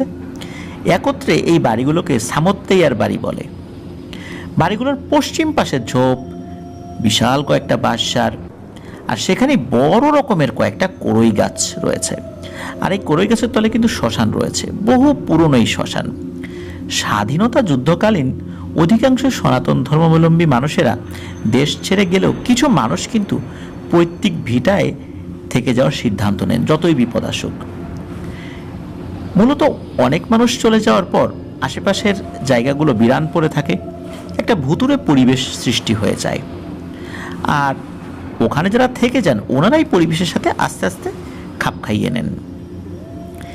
শোনা যায় এখনও ওই বিশাল দানবাকৃতির কড়ই গাছের তলার নিচে জমিগুলোতে যদি কেউ কাজ করতে যায়, কৃষকের কোদালের সাথে নাকি প্রায়ই উঠে আসে মানুষের দেহের বিভিন্ন অংশ, বিশেষ করে হাড়গোড়। রাতে যদি কেউ ওইদিকে যায় কোনো কাজে, কেউ কেউ নাকি ভয়ে পালিয়েও চলে এসেছেন ওখান থেকে। আর সামুদ্রিয়ার বাড়ির নাম শুনলে শরীরের লোমগুলো দাঁড়িয়ে যায় ভয়ে। এই জায়গাটা নিয়ে মানুষের মধ্যে এক অন্য ধরনের ভয়ঙ্কর অনুভূতি কাজ করে। এই কারণেই সচরাচর কেউ আসলে এই জায়গার আশেপাশে বিশেষ প্রয়োজন ছাড়া অবস্থান করে না। এই যে আজিজুল হক ভাই, উনি গত বছর ইউনিয়ন পর্যায়ের নির্বাচনের সময় উনি এবং ওনার এক বন্ধু ভোটার লিস্টের কাজে যখন ওই জায়গার বাড়িগুলোতে গিয়েছিলেন, তখন বাড়িগুলোর ভেতরে যখন প্রবেশ করেন তখন মনে হলো যেন এক অন্য পৃথিবীতে চলে আসলেন। শুনশান নীরবতা, বিন্দুমাত্র কোলাহল নেই, লোকজনের তেমন আনাগোনা নেই বললেই চলে, অতিরিক্ত কোনো আওয়াজও নেই। নিস্তব্ধতা মনে হচ্ছে যে ওই পরিবেশটাকে একদম গিলে খেয়ে ফেলেছে। তো চলুন এবার মূল ঘটনাতে চলে যাই। ঘটনাটির সময়কাল কিন্তু খুব কাছের, 2024 সালের ফেব্রুয়ারি মাসের 27 তারিখ। এই কিশনগঞ্জ জেলার পাকুন্দিয়া থানার হোসেন্দি ইউনিয়নের পশ্চিম কুমারপুর যে গ্রামটি, এই গ্রামে একজন ভাই ছিলেন, তার নাম হচ্ছে লিটন মিয়া। ওনার বয়স ছিল 30 থেকে 35 বছর। খুব হাসি খুশি এবং মিশুক স্বভাবের মানুষ ছিলেন। তিনি মূলত গাছ কাটার কাজ করতেন। দরিদ্র লিটন ভাই, ওনার এমন অবস্থা ছিল দিন আনে দিন খায়। কোনোদিন কাজ যদি পেতেন, কিছু টাকা পেতেন, ওইটা দিয়ে বাজার করে আনতেন। কোনোদিন কাজ না পেলে কিন্তু ওই দিনটা খুব কষ্টে চলতো। অভাবে সংসারে এক মেয়ে এক ছেলে আর তার স্ত্রীকে নিয়ে চলছিল দিন। এই লিটন ভাইয়ের চাচাতো ভাই আছে একজন, তার নাম হচ্ছে বিল্লাল মিয়া। উনিও গাছ কাটার কাজ করতেন। তো কিছুদিন আগে ওনাদের এলাকার এক লোক এই লিটন ভাইয়ের চাচাতো ভাইকে অর্থাৎ বিল্লাল ভাইকে একটি কড়ই গাছ কেটে দেওয়ার জন্য বলেন। লোকটি ভালো দাম দেবে এটাও বলেন। যেহেতু একই এলাকার লোক, বিল্লাল মিয়া তো রাজি হয়ে যান। যথারীতি নির্দিষ্ট দিনে তিনি তার এক সহযোগীকে নিয়ে গাছ কাটতে বের হবেন বলে ঠিক করেন। তো ওনারা তো ওই দিকটাতে যাবেন। সকালবেলা খাওয়া দাওয়া করে গিয়েছেন। মোটামুটি ওনাদের বাড়ি থেকে 20 থেকে 30 মিনিট হাঁটলে ওই জায়গাটাতে ওনারা পৌঁছাতে পারবেন। যথারীতি ওনারা গাছের কাছেও যান এবং কাজও শুরু করেন। তো এই যে বিল্লাল মিয়া যখন দা হাতে গাছের ডাল কাটার জন্য গাছে ওঠেন, সাথে সাথে উনি খুব ভয়ঙ্কর রকমের একটা ঝাঁকুনি অনুভব করেন। এমন দিনের বেলায় ঝড় নেই, তুফান নেই, ঝাঁকুনি হচ্ছে গাছে। তার মানে ঘটনাটা কি? আর ওনার কাছে হঠাৎ করে মনে হতে থাকে কানের কাছে কেউ একজন ফিসফিস করে বলছে, কাটিস না। এ কথা শোনার পর এই বিল্লাল ভাই তো থমকে যান। কিছু বুঝে ওঠার আগে আবারও পুনরায় শুনতে পান, খবরদার গাছ কাটবি না। এমনভাবে ফিসফিস করে কানের কাছে কথা হচ্ছিল যে ফিসফিস করে যদি কেউ কথা বলে মুখ থেকে এক ধরনের বাতাস বের হয়, সেই বাতাসটাও ওনার কানে উনি অনুভব করছিলেন। তো বিল্লাল ভাই তো খুব ভয় পান, সাথে সাথে দা হাতে করে নিচে চলে আসেন। আর সাথে থাকা যিনি ছিলেন বলে, যাই তাড়াতাড়ি চল, গাছ কাটা যাবে না। বলে কেন কাটা যাবে না? কোনো কথা বলা যাবে না, তাড়াতাড়ি চল। তো ওনারা তো দ্রুত চলে আসেন বাড়ির দিকে এবং ওই যে মালিক, যিনি ওই গাছের মালিক, তার সাথে দেখা করে বলেন যে ওনারা গাছ কাটতে পারবেন না, এই গাছের সমস্যা আছে। তো যখন ওনারা আবার বাড়ির দিকে ফেরত আসছিলেন, পথে কয়েকজনের সাথে দেখা হয় যে কি বিল্লাল মিয়া এই অসময়ে আজকে গাছ টাছ কাটো নাই? তখন বলে আর ভাই বলেন না, এই যে এই ঘটনা। তখন বলে কি তোমরা ওই গাছ কাটতে গেছিলা? তোমরা জানো না যে ওই গাছ কাটতে গেলে অনেক সমস্যার সম্মুখীন হয়েছে আগে অনেকে, এই জন্য ভয়ে কেউ গাছ কাটতে যায় না। তো এই বিষয়টা কিন্তু বিল্লাল মিয়া ওইভাবে জানতেন না, জানতেন কিছু কিছু, কিন্তু ওইভাবে জানতেন না যে এটাই সেই গাছ। তো উনি তো অবাক হন, কিছুটা রাগও হন যে এরকম একটা ঘটনা, গাছের মালিক তাকে কিছুই জানালো না, অথচ এই দুইজনকে এই গাছে তুলে দিল, তাদের জীবনকে হুমকির মুখে ফেলে দিল। যাই হোক, যেহেতু মালিককে বলেই আসছেন যে ওনারা কাজটা করবেন না, তো যে যার মতো বাড়িতে চলে যান। যাই হোক, কয়েকদিন পরের ঘটনা, এই যে লিটন ভাই, যাকে নিয়ে মূলত ঘটনা, এতক্ষণ তো বললাম বিল্লাল ভাইয়ের ঘটনা, এই লিটন ভাই চাচাতো ভাই। তো এই লিটন ভাই, ওনার কাছে ওই মালিকটা এসেছেন, এসে বলেন যে মেয়ের বিয়ে তো, গাছ তো বিক্রি করতে হবে, কেউ তো গাছ কাটতে চায় না, তুমি জানো, তুমি গাছটা কেটে দিবা, ভালো টাকা দিব। এখন লিটন ভাই আবার এই সমস্ত ভূত প্রেত এগুলো বিশ্বাস করতেন না, কারণ উনি অনেক গাছ কেটেছেন, কখনো কোনো ধরনের কোনো সমস্যা হয়নি। গাছ কাটতে গিয়ে যে অনেকে স্বপ্ন দেখে খবরদার গাছ কাটবি না, এই ধরনের কোনো সমস্যা হয়নি। এমনকি কিছু হন্টেড গাছ বলে পরিচিত এমন গাছ উনি কেটে ফেলেছেন, কোনো সমস্যা হয়নি। এখন লিটন ভাই চিন্তা করলেন যে আমার তো হাত টান, আর এই লোকটারও দরকার, ভালোই টাকা দিবে, তো এই সুযোগটা তো আমার হাতছাড়া করা উচিত হবে না। তো যে কথা সেই কাজ, উনি তো এক বাক্যে গাছ কাটতে রাজি হয়ে যান। কিন্তু এই খবরটা যখন তার চাচাতো ভাই বিল্লাল মিয়ার কাছে গেল, সে হন্তদন্ত হয়ে ছুটে এসে বলে যে ভাই খবরদার গাছটা কিন্তু কাটিস না, আমি কাটতে গিয়ে কিন্তু এই ধরনের সমস্যায় পড়ছিলাম। তো এই লিটন ভাই তো এই সমস্ত কথায় কোনো পাত্তাই দেন না। উনি বলেন যে ধুর বেটা, দিনের বেলা গাছ কাটবো, কিসের কি, এই সমস্ত কথা বলে তার চাচাতো ভাইকে নিবৃত করেন এবং গাছ কাটার সিদ্ধান্তে অটল থাকেন। তো এর পরের দিন তার সহযোগী, তার নাম হচ্ছে লোকমান মিয়া, এই লোকমান মিয়াকে সাথে নিলেন আর চলে গেলেন গাছ কাটতে। এই দিনটি ছিল ফেব্রুয়ারি মাসের 27 তারিখ, মঙ্গলবার। রমজান মাস আসতে তখনও বেশ কয়েকদিন বাকি, সময়টা ঠিক দুপুরবেলা। তো বেলা গড়িয়ে সূর্য তখন পশ্চিম দিকে ঢলে পড়তে চলেছে, এই সময়টাতে ওনারা গিয়েছেন। তো আজ এই জায়গাটা মনে হচ্ছিল অন্য দিনের থেকে একটু বেশি অন্যরকম। দুটো চিলের মতো পাখি করুণ সুরে চিৎকার করে যাচ্ছিল, এটা কিন্তু যে লোকমান মিয়া যিনি, উনি কিন্তু শুনছিলেন। আর ওনাদের কাছে মনে হচ্ছিল পরিবেশটাই কেমন যেন একটা গম্ভীর। তখন এই লিটন ভাই লোকমান মিয়াকে বলেন, এই লোকমান, তুই বরং গাছের গোড়া থেকে মাটি সরাতে থাক, আমি উপরে উঠি। তো এই লিটন ভাই কোমরে দড়ি আর দা নিয়ে গাছে উঠছে। হঠাৎ করে একটু পর গাছটা কেমন যেন ঝাঁকুনি খেলো, পরপর 2-3 বার। আর এরপর এই লিটন ভাইও ঠিক একই ধরনের একটা ফিসফিস আওয়াজ পেল, কাটিস না, খবরদার গাছ কাটবি না। তো লিটন ভাই কিন্তু এটা শুনেছেন, এটাকে উনি পাত্তাও দেন নাই।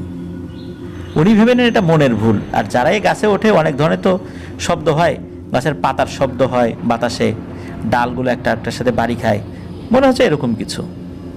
আর যদি সত্যি সত্যি কিছু হয়েও থাকে, ওসব তার কোনো ক্ষতি করতে পারবে না, এরকমটাই চিন্তা করেছেন উনি। তো উনি দড়িটা একটা মোটা ডালে বাঁধেন, কাটা শুরু করলেন একটা গাছের ডাল। বেশ কয়েকটি ডাল উনি কেটেও ফেলেন।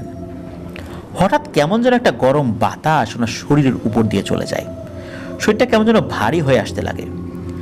তখন লিটন ভাইয়ের বুঝতে বাকি রইল না যে উনি খুব বড় ধরনের একটা বিপদ ডেকে এনেছেন। ওনার কাছে তখন মনে হচ্ছিল কেউ ওনার হাতটা খুবই শক্ত করে ধরে রেখেছে। এবার তো উনি মারাত্মক ভয় পেয়েছেন। দিন দুপুরবেলা কিন্তু এই ধরনের ঘটনা ঘটছে। ওনার হাত থেকে দাটা নিচে পড়ে যায়, উনিও নিচে নেমে আসতে চান, কিন্তু ততক্ষণে অনেক দেরি হয়ে গেছে। শরীরের নিয়ন্ত্রণ উনি হারিয়ে ফেলেছেন, কথা বলতে পারছেন না। এইদিকে লোকমান মিয়া গাছের গোড়া থেকে মাটি সরাচ্ছিলেন। হঠাৎ করে কিছু একটা পড়ার শব্দ পান, তাকিয়ে দেখেন যে ওই দাটা নিচে পড়ে গেছে। তো উনি ওনার মতো করে কাজ করছেন, মনে করছেন হয়তোবা নিচে নেমে আসবে, এই জন্য দাটা মাটিতে ফেলে দিয়েছে। তো উনি আবার নিচ থেকে বলছেন যে আমি দড়ির মাথা একটা ছোট গাছের সাথে বেঁধে দিচ্ছি, যাতে টেনে ডালটা সহজে নামাতে পারি। এই বলে দড়ির মাথাটা নিচের দিকে নিয়ে যাবেন, এমন সময় হোঁচট খেয়ে উনি পড়ে যান। কিন্তু ওই সময় উনি বুঝে উঠতে পারেননি কিসের সাথে উনি হোঁচট খেয়ে পড়ে গেলেন আর কিভাবে হোঁচট খেয়ে পড়ে গেলেন। তো মাথা উঠিয়ে উনি আগে গাছের উপর দিকে তাকান, উনি দেখেন যে গাছের উপরে কেউ নাই। এরপর উনি কিসের সাথে হোঁচট খেয়ে পড়ে গেলেন, এইটা যখন দেখেন তখন দেখেন যে লিটন ভাই বেহুশ হয়ে মাটিতে পড়ে আছে। মূলত তার সাথেই ধাক্কা লেগে পড়ে গিয়েছিলেন। পড়ে গিয়ে উনি আবার কিছুটা এগিয়েও গিয়েছিলেন আর কি, ধাক্কা খেয়ে। আবার দৌড়ে লিটন ভাইয়ের কাছে আসেন, এসে দেখেন যে লিটন ভাইয়ের হাতের বড় একটি হাড় এমনভাবে ভেঙে গিয়েছে, ভেঙে একদম বিচ্ছিন্ন হয়ে গেছে, মানে চামড়ার সাথে হাত ঝুলে আছে। খুবই ভয়ানকভাবে সেটা ভেঙেছে। আর এটাও দেখেন যে উনি যে পড়ে গেছে, ওনার হাঁটু ভেঙে উল্টো দিকে হয়ে আছে, আর কোমরের হাড়ও ভেঙে অন্য দিকে চলে গেছে, মানে মনে হচ্ছে একদম গুঁড়ো গুঁড়ো হয়ে গেছে ওই জায়গাটা। আর ওনার গালের এক পাশে এমনভাবে একটা চরের দাগ স্পষ্ট হয়ে আছে, যেখানে মোটা মোটা আঙ্গুলের ছাপ খুবই স্পষ্ট। তো এই দৃশ্য দেখে তো লোকমান মিয়া তো চিৎকার করে উনি অজ্ঞান হয়ে যান। কিছু সময় পর স্থানীয় কিছু লোকজন ওই দিক দিয়ে যাচ্ছিল কোনো একটা জরুরি কাজে, তখন এই দুইজনকে এই অবস্থায় তারা আবিষ্কার করেন। এদিকে এই লিটন ভাইয়ের অবস্থা তো খুবই খারাপ, উনি তখনও অজ্ঞান অবস্থায়, আর ওইদিকে লোকমান মিয়া অজ্ঞান অবস্থায়। ওনারা ওই অবস্থায় দ্রুত প্রথমে আগে লোকমান মিয়ার জ্ঞান ফেরান, আর একজন আবার লিটন ভাইয়ের জ্ঞান ফেরানোর চেষ্টা করেন। বেশ অনেকক্ষণ পর লিটন ভাইয়ের জ্ঞান ফেরে, খুবই বাজে অবস্থা আর কি। দ্রুত ওইখান থেকে একটা ডাক্তারের কাছে নিয়ে যাওয়া হয়। ডাক্তার বলেন যে এই প্লাস্টারগুলো এখানে করা যাবে না, ভালো করে আগে এক্সরে করে নিতে হবে। তখন দ্রুত ওনারা কিশোরগঞ্জ সদর হসপিটালে নিয়ে যান, কিন্তু অবস্থা বেগতিক ছিল। সদর হসপিটাল থেকে অ্যাম্বুলেন্সে করে ময়মনসিংহ মেডিকেল কলেজ হসপিটাল, যেটা সেখানে নিয়ে যাওয়ার জন্য পরামর্শ দেওয়া হয়। তো এর মধ্যে কিন্তু লিটন ভাইয়ের জ্ঞানও এসেছিল।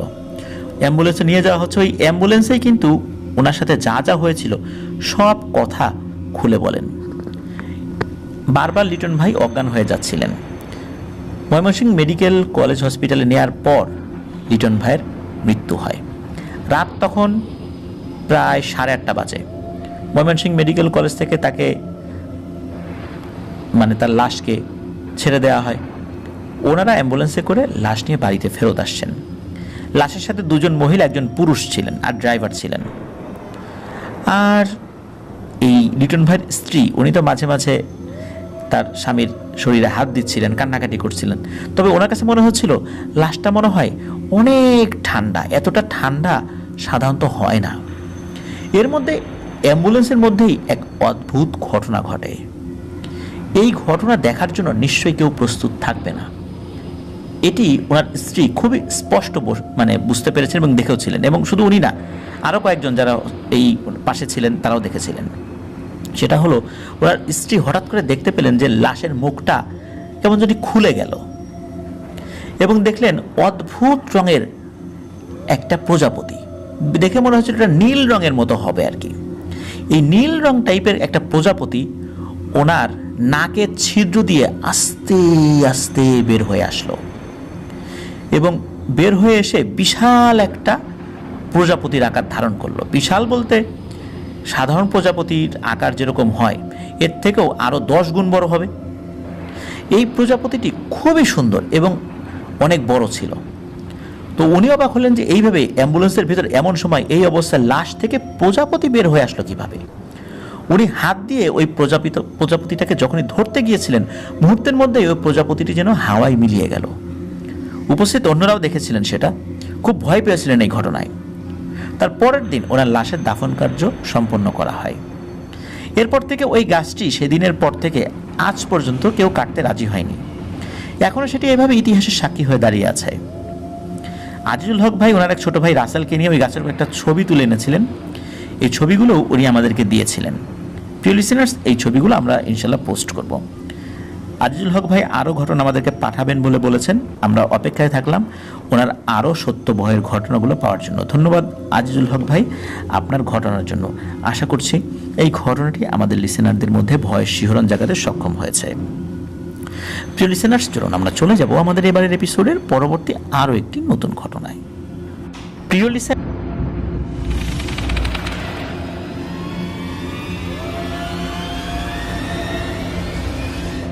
আবারও স্বাগতম জানাচ্ছি প্রিয় লিসেনার্স আমাদের 103 নম্বর এপিসোডের নতুন আরও একটি ঘটনায়।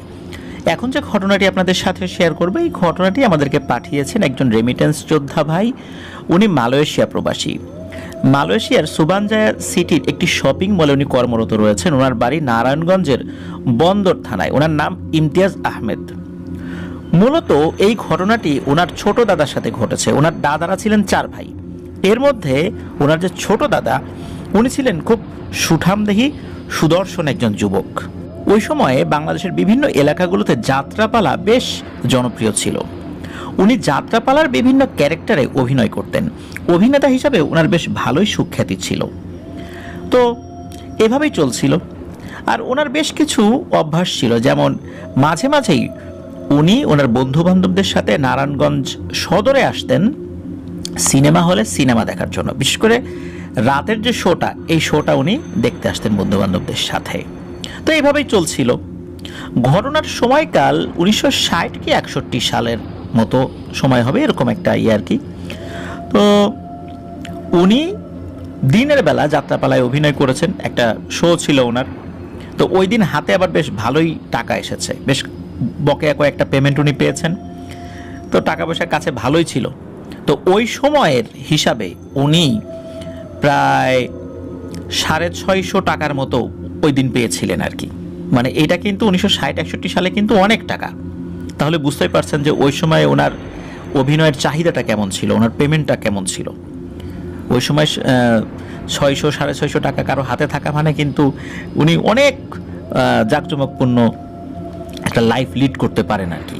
তো যাই হোক, উনি টাকা পয়সা ম্যাক্সিমাম সব উড়ায় ফেলতেন আর কি, এই যে এইভাবে সিনেমা দেখে বন্ধু বান্ধবদের সাথে আড্ডা দিয়ে, যেহেতু ওনার বেশ ভালো জনপ্রিয়তা ছিল ওই সময় আশেপাশে। তো উনি এক রাত্রে কি করেছেন, ওনার বন্ধু বান্ধবদের সাথে, যেদিন বেশ মোটা অঙ্কের টাকা পেয়েছেন আর কি, তো বন্ধু বান্ধবদের সাথে উনি রাতের শো দেখতে যাবেন নারায়ণগঞ্জ সদরে সিনেমা হলে আর কি। উনি বন্ধু বান্ধবদের সাথে বেরোয় যান। তো ওই বন্দর থানা থেকে নারায়ণগঞ্জ সদর আসতে গেলে নবীগঞ্জ হাট আছে, নবীগঞ্জ হাট না, ওটা মূলত একটা ঘাট আর কি, ওখান দিয়ে খেয়া পার হতে হয়। তো ওখান দিয়ে উনি খেয়া পার হয়েছেন। তো উনি একটু হঠাৎ করে অন্যমনস্ক হয়ে যান, এদিকে ওনার বন্ধু বান্ধবরা একটু হেঁটে আগে চলে গিয়েছেন, উনি দেখতে পাচ্ছেন ওনার বন্ধু বান্ধবদেরকে। হঠাৎ করে উনি দেখেন যে একটা পাগল, চুল বড় দাড়ি বড়, এসে বলতেছে, এই আমারে কিছু টাকা দে, আমি খুব ক্ষুধার্ত, তোর কাছে টাকা আছে, তুই আমাকে দে, আমি খাবো। এখন উনি কিন্তু টাকা দিতে পারতেন, এটা সত্য, কারণ ওনার কাছে তখন অনেক টাকা। উনি বলেন যে না, আমার কাছে কোনো টাকা নেই, টাকা পয়সা দিতে পারবো না। তখন উনি বলছেন যে দে দে টাকা দে, আমাকে কিছু টাকা দে, আমি একটু খাই, খেলে তোরও সোয়াব হবে, আমি একটু শক্তি পাবো, আল্লাহর কাছে দোয়া করব আল্লাহ যেন জান্নাতে তোরে আরো ভালো ভালো খাবারের ব্যবস্থা করে দেন। উনি একদমই তুচ্ছ তাচ্ছিল্য করে ওখান থেকে চলে আসেন। উনি আবার একটু তাড়াতাড়ি হেঁটে এসে বন্ধু বান্ধবদেরকে মানে রিচ করতে পারেন। তো বন্ধু বান্ধব বলছে, কি ব্যাপার, তো পিছনে পড়ে গেলি কেন? বলে ওই এক কোথাকার এক পাগল বললো যে টাকা দে। তো বন্ধু বান্ধবরা বললো, ঠিক আছে, তোর কাছে তো টাকা আছে, দিতি 2-1 টাকা দিতি, সমস্যা কি? তো উনি এগুলো আসলে অতটা মাথায় নেন নাই, বন্ধু বান্ধব যে কথা বললো, অন্য গল্প করতে করতে সিনেমা হলে চলে আসেন, সিনেমা দেখেন। তো ওই সময় সিনেমা দেখে যখন আবার ওই নবীগঞ্জ ঘাটে আসেন বন্ধু বান্ধবদের সাথে, তখন রাত প্রায় 12টা বেজে গেছে। তখন কিন্তু এই 60-61 সালে রাত 12টা মানে কিন্তু অনেক রাত, কিন্তু ওই সময়ও রাতে ওই নাইট ম্যাটিনি শোটা দেখে ফেরার লোকও থাকতো অনেক, এই জন্য ওই ঘাটে কিন্তু এরকম নৌকা থাকতো রাতের বেলা। তো ওনারা ওই নৌকাতে আবার খেয়াঘাট পার হয়েছেন। খেয়াঘাট পার হওয়ার পরে ওনার যে কয়েকজন বন্ধু বান্ধব ছিল তারা যে যার মতো চলে গেছে। তো উনি যখন আসছিলেন, আসার পথে একটা নির্জন জায়গায়, ওনার বাড়ির কাছাকাছি একটা নির্জন জায়গায় হঠাৎ করে দেখেন যে ওই পাগলটা এসে বলছে, কিরে তোরে বললাম যে আমার কিছু টাকা দে, তুই দিলি না, বন্ধু বান্ধবদের নিয়ে সিনেমা দেখতে গেলি, তোর পকেটে এখনো 512 টাকা আছে, তুই যে সিনেমা দেখতে গেলি একজন অভুক্ত মানুষকে টাকা না দিয়ে, কাজটা কি ভালো? তুই তো কাজটা ভালো করিস নাই, এটা তো একজন মানুষের বৈশিষ্ট্যের মধ্যে পড়ে না। তখন এই ইমতিয়াজ আহমেদ ভাইয়ের ছোট দাদা বেশ অবাক হন যে তার কাছে এখনো 512 টাকা আছে, এটা এই পাগল কিভাবে জানলো? নিশ্চয়ই জানার কথা না। তো ওই পাগল তাকে নসিহত করতেছে, মানে উনি আর কি উত্তর দেবেন, পাগল তাকে নসিহত করতেছে যে ভালো হয়ে যা, তুই কাজটা ভালো করলি না আমার সাথে। তো এক পর্যায়ে পাগল কি করেছেন, এই ইমতিয়াজ আহমেদ ভাইয়ের ছোট দাদাকে গালে একটা মৃদু চপেটাঘাত, মানে একটা থাপ্পড় দিয়েছেন। তো থাপ্পড় খাওয়ার পর ওনার আসলে ওইভাবে মাথার কাজ করতেছিল না, মানে উনি যে স্বাভাবিক সেন্সে ছিলেন বিষয়টা এরকম না। উনি দেখতে পান ওনার সামনে হঠাৎ করে একটা ভ্যান বা রিক্সার মতো কিছু একটা চলে আসলো। ওই ভ্যান চালক না রিক্সা চালক উনি ভালো করে বলতে পারেন না, এই চালককে উনি চেনেনও না। তো উনি নিজের অজান্তেই ওই রিক্সা বা ভ্যানের উপর উঠে গেলেন, উনি নির্দিষ্ট করে বলতে পারেন ওটা রিক্সা না ভ্যান ছিল। তো উনি উঠে যাওয়ার পর ওইটা ওনাকে বাড়ির কাছ পর্যন্ত নিয়ে আসে। এরপর ওনার মনে উনি ওখান থেকে নামলেন, বাড়িতে চলে গেলেন। মানে ওইটুক সময়টা ওনার একটা ঘোরের মধ্যে ছিল, উনি স্বাভাবিক সেন্সে ছিলেন না। আর ওই পাগলটাকে উনি দেখেছেন বলে মনে পড়ে না। উনি বাড়িতে এসে ঘুমিয়ে যান। তো সকালবেলা ওঠার পর বাড়ির লোকজন দেখে যে এই ব্যক্তি, মানে ইমতিয়াজ আহমেদ ভাইয়ের ছোট দাদা, উনি খুব অস্বাভাবিক রকমের আচরণ করছেন, ভাঙচুর শুরু করে দিয়েছেন, লাফ দিয়ে বাড়ির চালের উপর উঠে যান, গাছে উঠে যান, মানে কি একটা অদ্ভুত দৃশ্য। উনি অত্যন্ত ব্যক্তিত্ব সম্পন্ন, যেহেতু অভিনেতা ছিলেন, একটা গুরু গাম্ভীর্য ভাব তার মধ্যে রাখতে হতো, সবার সাথে কথা বলতেন হাসি মুখে, কিন্তু নিজের ওয়েটটা বজায় রেখে। কিন্তু হঠাৎ করে তার এরকম আচরণ দেখে মানুষ সবাই তো অবাক হয়ে যায়, কি ব্যাপার, ও হঠাৎ করে এমন শুরু করলো কেন।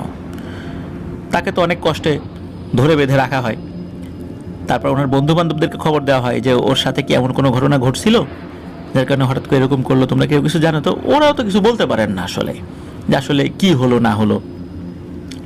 তখন এই যে ইমতিয়াজ আহমেদ ভাইয়ের ছোট দাদার বাবা যিনি, তো উনিও কিন্তু টুকটাক কবিরাজি জানতেন।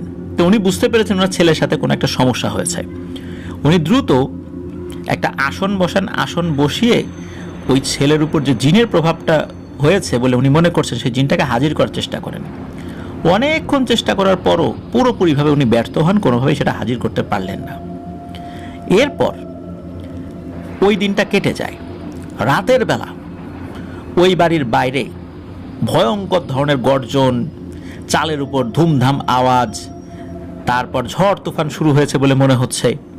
কিন্তু ঘর থেকে বাইরে বের হলে দেখে যে সব কিছু স্বাভাবিক, কিন্তু ঘরের ভিতর ঢুকলে এরকমটা মনে হয়। তো এই ধরনের সমস্যা শুরু হয়ে গেল। ওদিকে এই ছোট দাদার ঘরের ভিতর থেকে চিৎকার চেঁচামেচি, বাড়ির সদস্যরা দ্রুত বাইরে বের হয়ে ওনার ঘর বাইরে থেকে লক করে দিলেন যাতে উনি বের হতে না পারেন। তো উনি বের হওয়ার চেষ্টা করছিলেন আর কি। তো বাড়ির সদস্যরা বুঝতে পেরেছেন কোনো একটা জটিল সমস্যা হয়েছে যেটা ওনারা বুঝতে পারছেন না। এদিকে পরের দিন ওই রাতটা ওইভাবেই কেটে যায়। সকালে উঠে ওই ধরনের ঝড়ের কারণে যে বাড়ির বড় ধরনের কোনো ক্ষয়ক্ষতি হয়েছে এরকম কোনো আলামত খুব একটা পান না ওনারা। পরের দিন ভালো একজন কবিরাজের কাছে যান। কবিরাজের কাছে যাওয়ার পর কবিরাজকে বলেন, এই ব্যাপার, আপনি একটু বাসায় আসেন, এই সমস্যার একটু সমাধান করতে হবে। ওকে নিয়ে আসার মতো উপায় নাই, ও খালি ছোটাছুটি করে কোন দিক দিয়ে দৌড় দিয়ে চলে যায়। তো কবিরাজ উনি আসেন, আসার পরে ওই বাড়ির সদস্যদেরকে বলেন যে আপনাদের বাসায় তো আমি আসছিলাম, কিন্তু আমার সাথে ভালো যে দুজন জিন রয়েছে ওরা আমাকে একটা বিষয় সতর্ক করেছে। সেটা হচ্ছে যে এই যে যার উপর সমস্যা হয়েছে বলে আপনারা বলছেন, এর উপর খুবই শক্তিশালী বয়স্ক একটি জিন প্রভাব বিস্তার করেছে। তবে আপনাদের জন্য ভালো খবর হলো এই জিনটা খুবই পরহেজগার এবং আল্লাহওয়ালা। আমার দুইজন জিন বলেছে যে হুজুর আপনি ওখানে যাচ্ছেন, খুব আদবের সাথে কথা বলবেন যদি ওই ছেলের উপর হাজির হয়। কারণ হচ্ছে আমরা হচ্ছি ওনার শিষ্য, আমরা বিভিন্ন এলেম কালাম জানার জন্য ওনার কাছে যাই। আর উনি কেন এর উপরে ক্ষিপ্ত হলো এই বিষয়ে আমরা কোনো কথা বলবো না। উনি নিজে এসে যদি কিছু বলেন ওনার মুখ দিয়েই উনি বলুক, আমরা এই বিষয়ে কোনো কথা বলার সাহস রাখি না। সুতরাং তার সাথে খুব আদবের সাথে কথা বলবেন। কোনো ধরনের হুমকি ধামকি দিলে কিন্তু আপনার পরিণতিও খারাপ হয়ে যাবে, তখন আমরা কিচ্ছু করতে পারবো না। কারণ বহু জিন শিষ্য তার রয়েছে যার এক কথার উপরে অনেক ক্ষয়ক্ষতি তারা করে দিতে পারে, কিন্তু কখনোই উনি কারো ক্ষতি করার নির্দেশনা দেন না। কিন্তু আমরা বুঝতে পারছি না যে উনি কেন হঠাৎ করে এই ছেলের উপর প্রভাব বিস্তার করলেন। সুতরাং আপনি অত্যন্ত ভদ্রোচিতভাবে তার সাথে কথা বলবেন। তো উনি কিন্তু এই কথা বললেন যে আসলে বিষয়টা একটু ভালো করে বোঝার দরকার। তখন উনি বেশ অল্প খানিকক্ষণ চেষ্টা করেছেন, খুব বেশিক্ষণ না। এর মধ্যে এই ইমতিয়াজ আহমেদ ভাইয়ের ছোট দাদার উপর এই জিনটা হাজির হয়ে যায়। হাজির হয়ে সালাম দেন উনি নিজে থেকেই। তখন ওই কবিরাজও সালামের উত্তর নিয়ে বলেন যে হুজুর আপনি এই ছেলেটার উপরে কেন প্রভাব বিস্তার করলেন, ওর কি অপরাধ? তখন উনি শুরু থেকে বিষয়টা বলেন যে এই ব্যাপার, আমি বটগাছের উপরে ছিলাম, আমি ওই বটগাছেই থাকি, ওখানে একটা বটগাছ রয়েছে। ওরা বন্ধু বান্ধবদের সাথে আলোচনা করছে যে সিনেমা দেখতে যাবো, এটা করব সেটা করব, অনেক পাপ কাজের কথা বলছিল। তো আমার কাছে মনে হলো যে ওকে আমি আটকাই কোনো না কোনোভাবে, ও এই কাজগুলো না করুক। আর ওকে আমি ভালো জানতাম এই অর্থে যে ওর মধ্যে অনেক ভালো গুণ আছে, ও যদি ভালো পথে ফেরত আসে ওকে দিয়ে অনেক ভালো কাজ হবে। এই জন্যই মূলত ওকে আমি আগে থেকে দেখে রেখেছিলাম। আর ওই দিন যাওয়ার সময় ওর কাছে আমি কিছু টাকা চাই, ওই দিন ওর কাছে অনেক টাকা ছিল, কিন্তু ও আমাকে খুবই তুচ্ছ-তাচ্ছিল্য করে। ওর উপর আমার রাগ না, ওর আচরণ আমি মনে কষ্ট পেয়েছি, এটাই হচ্ছে বিষয়। ওর উপর রাগ করলে তো ওর অনেক বড় ক্ষতি হয়ে যেত বা অনেক বড় ক্ষতি করতে পারতাম, কিন্তু আমি সেটা করিনি। মূলত ওর আচরণ আমি এই কারণে মনে কষ্ট পেয়েছি যে একটা মানুষের আচরণ এরকম হওয়া উচিত না। আমরা জিনেরা অনেক মানুষের অনেক উপকার করি, মানুষ টের পায় না। কিন্তু একটা ক্ষুধার্ত ব্যক্তি ওর কাছে সে টাকা চাইলো, ওর কাছে এত টাকা থাকার পরেও দিল না, বিষয়টা কি মনে কষ্ট লাগার মতো না? তখন ওই কবিরাজ বলেন, জি হুজুর, আপনি তো ঠিকই বলেছেন, আসলেই মনে কষ্ট লাগার মতো বিষয়, তো ওকে আপনি ছেড়ে দেন। আর আপনি কি চান, আপনি যা চান সেটা নিয়ে ওকে ছেড়ে দেন। তখন এই কথায় ওই জিনটা একটু রাগান্বিত হয়। তখন বলে যে, এই কবিরাজ, আমার কথাবার্তা শুনে কি তোমার কাছে মনে হয়েছে যে আমি কোনো ভোগ দিলে চলে যাব, বা আমি এই ভোগ নিয়ে চলে যাওয়ার মতো কোনো জিন? তোমার সাথে আমি আর কোনো কথা বলবো না। এই বলেই উনি ওইখান থেকে চলে যান। মানে ওই ছোট দাদার উপর তো ভর করেছিলেন, উনি ওখান থেকে চলে যান। তখন কবিরাজের কাছে ওই দুইজন জিন নাকি ফিসফিস করে এসে বলছিল যে, হুজুর, আপনাকে বলছিলাম যে আপনি উল্টাপাল্টা কোনো কথা বলবেন না, অন্য অন্য জায়গায় গিয়ে যেটা বলেন। আপনাকে আরেকটু সতর্ক হওয়া উচিত ছিল, যেহেতু উনি চলে গেছেন, আপনি ডাকলে, হাজারবার ডাকলে উনি আর আসবে না। তখন কবিরাজ বলে, তাহলে করণীয় কি? তখন ওই জিনেরাই পরামর্শ দেয় যে এখানে আলী আসগর নামে একজন পরহেজগার ব্যক্তি আছেন।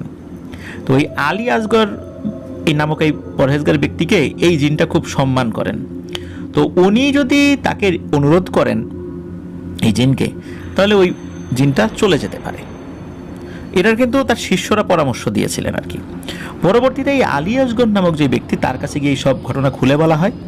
তখন ওই আলী আসগর নামক যে ব্যক্তি, উনি ওই জিনটাকে তার সাথে থাকা জিনদের মাধ্যমে সালাম জানিয়েছিলেন, মানে তার কাছে এসে যেন একটু দেখা করে। তো ওই জিনটা আসার পরে বলছিল যে ও তো আসলে বয়স তো বেশি না, ইয়াং মানুষ, ভুল করে ফেলছে, ওকে ক্ষমা করে দাও। আর তোমার আসলে কি ইচ্ছা, ওকে নিয়ে কি পরিকল্পনা?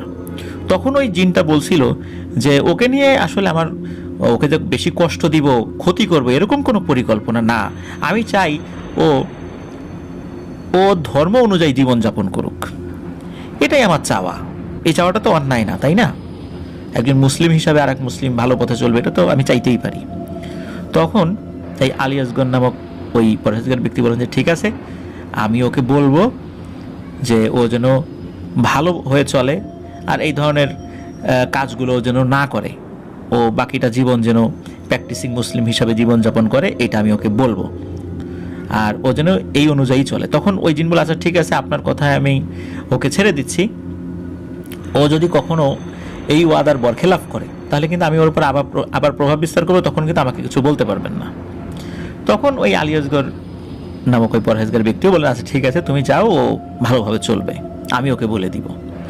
এরপরে ওই ইমতিয়াজ আহমেদ ভাইয়ের ছোট দাদাকে এই বিষয়ে বলা হয় যে, এই ব্যাপার, তুমি তো ভাই ভুল করছো, আর তোমাকে কিন্তু চর মারার পরেও তোমাকে বাড়ি পর্যন্ত পৌঁছে দিয়েছিল, এই কারণ তুমি যেই পথ দিয়ে যাইবা, এই পথে তোমার বিপদ হওয়ার আশঙ্কা ছিল, এই কারণে ওই জিনটি তার আর এক শিষ্যকে দিয়ে তোমাকে বাড়ি পর্যন্ত পৌঁছে দিয়েছিল। তোমাকে বড় ধরনের ক্ষতি করার কোনো ইচ্ছা নেই, তবে জিনের চাওয়া এটা। তখন উনি বলেন, আচ্ছা ঠিক আছে, জিনের চাওয়ার জন্যই যে আমি আল্লাহর পথে ফেরত আসবো, বিষয়টা এরকম না। আমাকে তো আসলে একজন মুসলিম হিসাবে আল্লাহর পথেই চলা উচিত, সুতরাং আমি ওইভাবেই চলবো। এবং সত্যি তাই, উনি ওইভাবে চলা শুরু করেন। কিন্তু সমস্যা বাদলে হলো, উনি যেহেতু যাত্রাপালায় অভিনয় করতেন, অনেক পালাগুলোতে ওনার আগে থেকে কন্ট্যাক্ট নেওয়া ছিল। এখন হুট করে এই পরিবর্তনের ফলে দেখা গেল তারাও একটা বিপদে পড়ে গেল। তারা বারবার এসে ওনাকে চাপ দিচ্ছিল, তারপর বন্ধু বান্ধবরা এসে বিভিন্ন টিটকারি করছিল, এই যে জিনে ধরে ভালো হয়ে গেছে, এইটা সেটা। তো একটা পর্যায়ে এই সমস্ত বিভিন্ন পারিপার্শ্বিক অবস্থার কারণে উনি আবার কিছুটা ওই লাইনে চলে যান, আবার বন্ধু বান্ধবদের সাথে মিশে আবার আগের মতো হওয়া শুরু করেন আর কি। হঠাৎ করে ওনার উপর সেই একই সমস্যা আবার শুরু হয়ে যায়। সমস্যা শুরু হয়ে যাওয়ার পর সবাই তো বুঝতে পেরেছেন যে আসলে ঘটনাটা কি, উনি নিজেও বুঝতে পেরেছেন ঘটনাটা কি। তখন আবার ওই আলী আসগর নামক যে পরহেজগার ব্যক্তি, ওনার কাছে যান। উনি তো খুব রাগারাগি করেন যে, তোমাকে তো বারবার বলে দিছিলাম। তো উনি বলেন, আসলে আমার ভুল হয়ে গেছে, পারিপার্শ্বিক বিভিন্ন সমস্যার কারণে আমি আবার ঢুকে গেছিলাম আগের রাস্তায়, তো আমি আবার ফেরত আসবো আল্লাহর পথে, আপনি ওনাকে একটু বলে দেন। তারপরে আবার ওই জিনকে কিন্তু উনি বলে দিয়েছিলেন, এবং সত্যি তাই, উনি কিন্তু এরপরে একদম বাকিটা জীবন, যতদিন জীবিত ছিলেন, খুবই ভালো একজন মানুষ হিসাবে, নামাজি মানুষ হিসাবে উনি নিজের জীবনকে পরিচালনা করেছেন। আর ওনার সাথে এরপরে আর কখনো কোনো ধরনের কোনো ঘটনা ঘটেনি, মানে শোনা যায় না যে ওনার সাথে কোনো প্যারানরমাল ঘটনা আর ঘটেছে যার ফলে ওনার জীবনযাপন বিঘ্নিত হয়েছে, এমনটা শোনা যায় না আর কি। তো এটি ছিল ঘটনা। প্রিয় লিসেনার্স, এই ঘটনা থেকে কিন্তু একটা বিষয় আমরা জানতে পারলাম, সেটা হচ্ছে যে এই যে দেখেন, এই যে ব্যক্তিটি উনি যখন সিনেমা দেখতে যাচ্ছিলেন বা ওনার জীবনযাপনটা অন্যরকম ছিল। আল্লাহ আসলে কার মাধ্যমে, কার ওসিলায় কাকে যে সৎ পথে ফেরত আনবেন এটা আমরা কেউ বলতে পারি না। আবার দেখা যায় অনেক ভালো মানুষের সান্নিধ্যে থাকার পরও আমরা হেদায়েত পাই না। এরকম বহু ঘটনা ঘটেছে। পবিত্র কোরআনে একটা আয়াতও আছে যে নিশ্চয়ই আল্লাহ যাকে চান তাকে হেদায়েত দান করবেন। তো আল্লাহ আমাদের সকলকে সৎ পথে পরিচালনা করুন। আমাদের যত লিসেনাররা রয়েছেন, অনেক ধর্মাবলম্বী, ভিন্ন ভিন্ন ধর্মের মানুষ আমাদের লিসেনার রয়েছেন, প্রত্যেকের কাছে অনুরোধ, আপনারা বা আমরা আমাদের নিজ নিজ ধর্মের যে অনুশাসনগুলো, এই অনুশাসনগুলো মেনে চলার চেষ্টা করব ইনশাল্লাহ। এর মধ্যেই রয়েছে প্রকৃত শান্তি। আমরা যে যে ধর্মের আছি দেখব যে আমাদের ধর্মের অনুশাসনগুলো কি। ধর্মীয় অনুশাসনের মধ্যে থাকলে মানুষের জীবনটা একটা সুশৃঙ্খল পদ্ধতিতে বা সুশৃঙ্খল ওয়েতে পরিচালিত হয়, যেটা একটা সুন্দর জীবনযাপনের জন্য অত্যন্ত জরুরি। আল্লাহ আমাদেরকে সুশৃঙ্খল পথে পরিচালনা জন্য আমরা করতে পারি আমাদের লাইফকে, সে তৌফিক দান করুন। ধন্যবাদ ইমতিয়াজ আহমেদ ভাইকে আমাদেরকে এই ঘটনাটি পাঠানোর জন্য। প্রিয় লিসেনার্স, চলুন আমরা চলে যাব আমাদের এবারের এপিসোডের ষষ্ঠ এবং শেষ ঘটনায়। আর এই ঘটনাটি আমার নিজের সংগ্রহ করা একটি ঘটনা। আশা করছি এই ঘটনাটি আপনাদের সকলের কাছেও ইনশাল্লাহ ভালো লাগবে। চলুন সেই ঘটনাতে চলে যাই। আবারও স্বাগতম।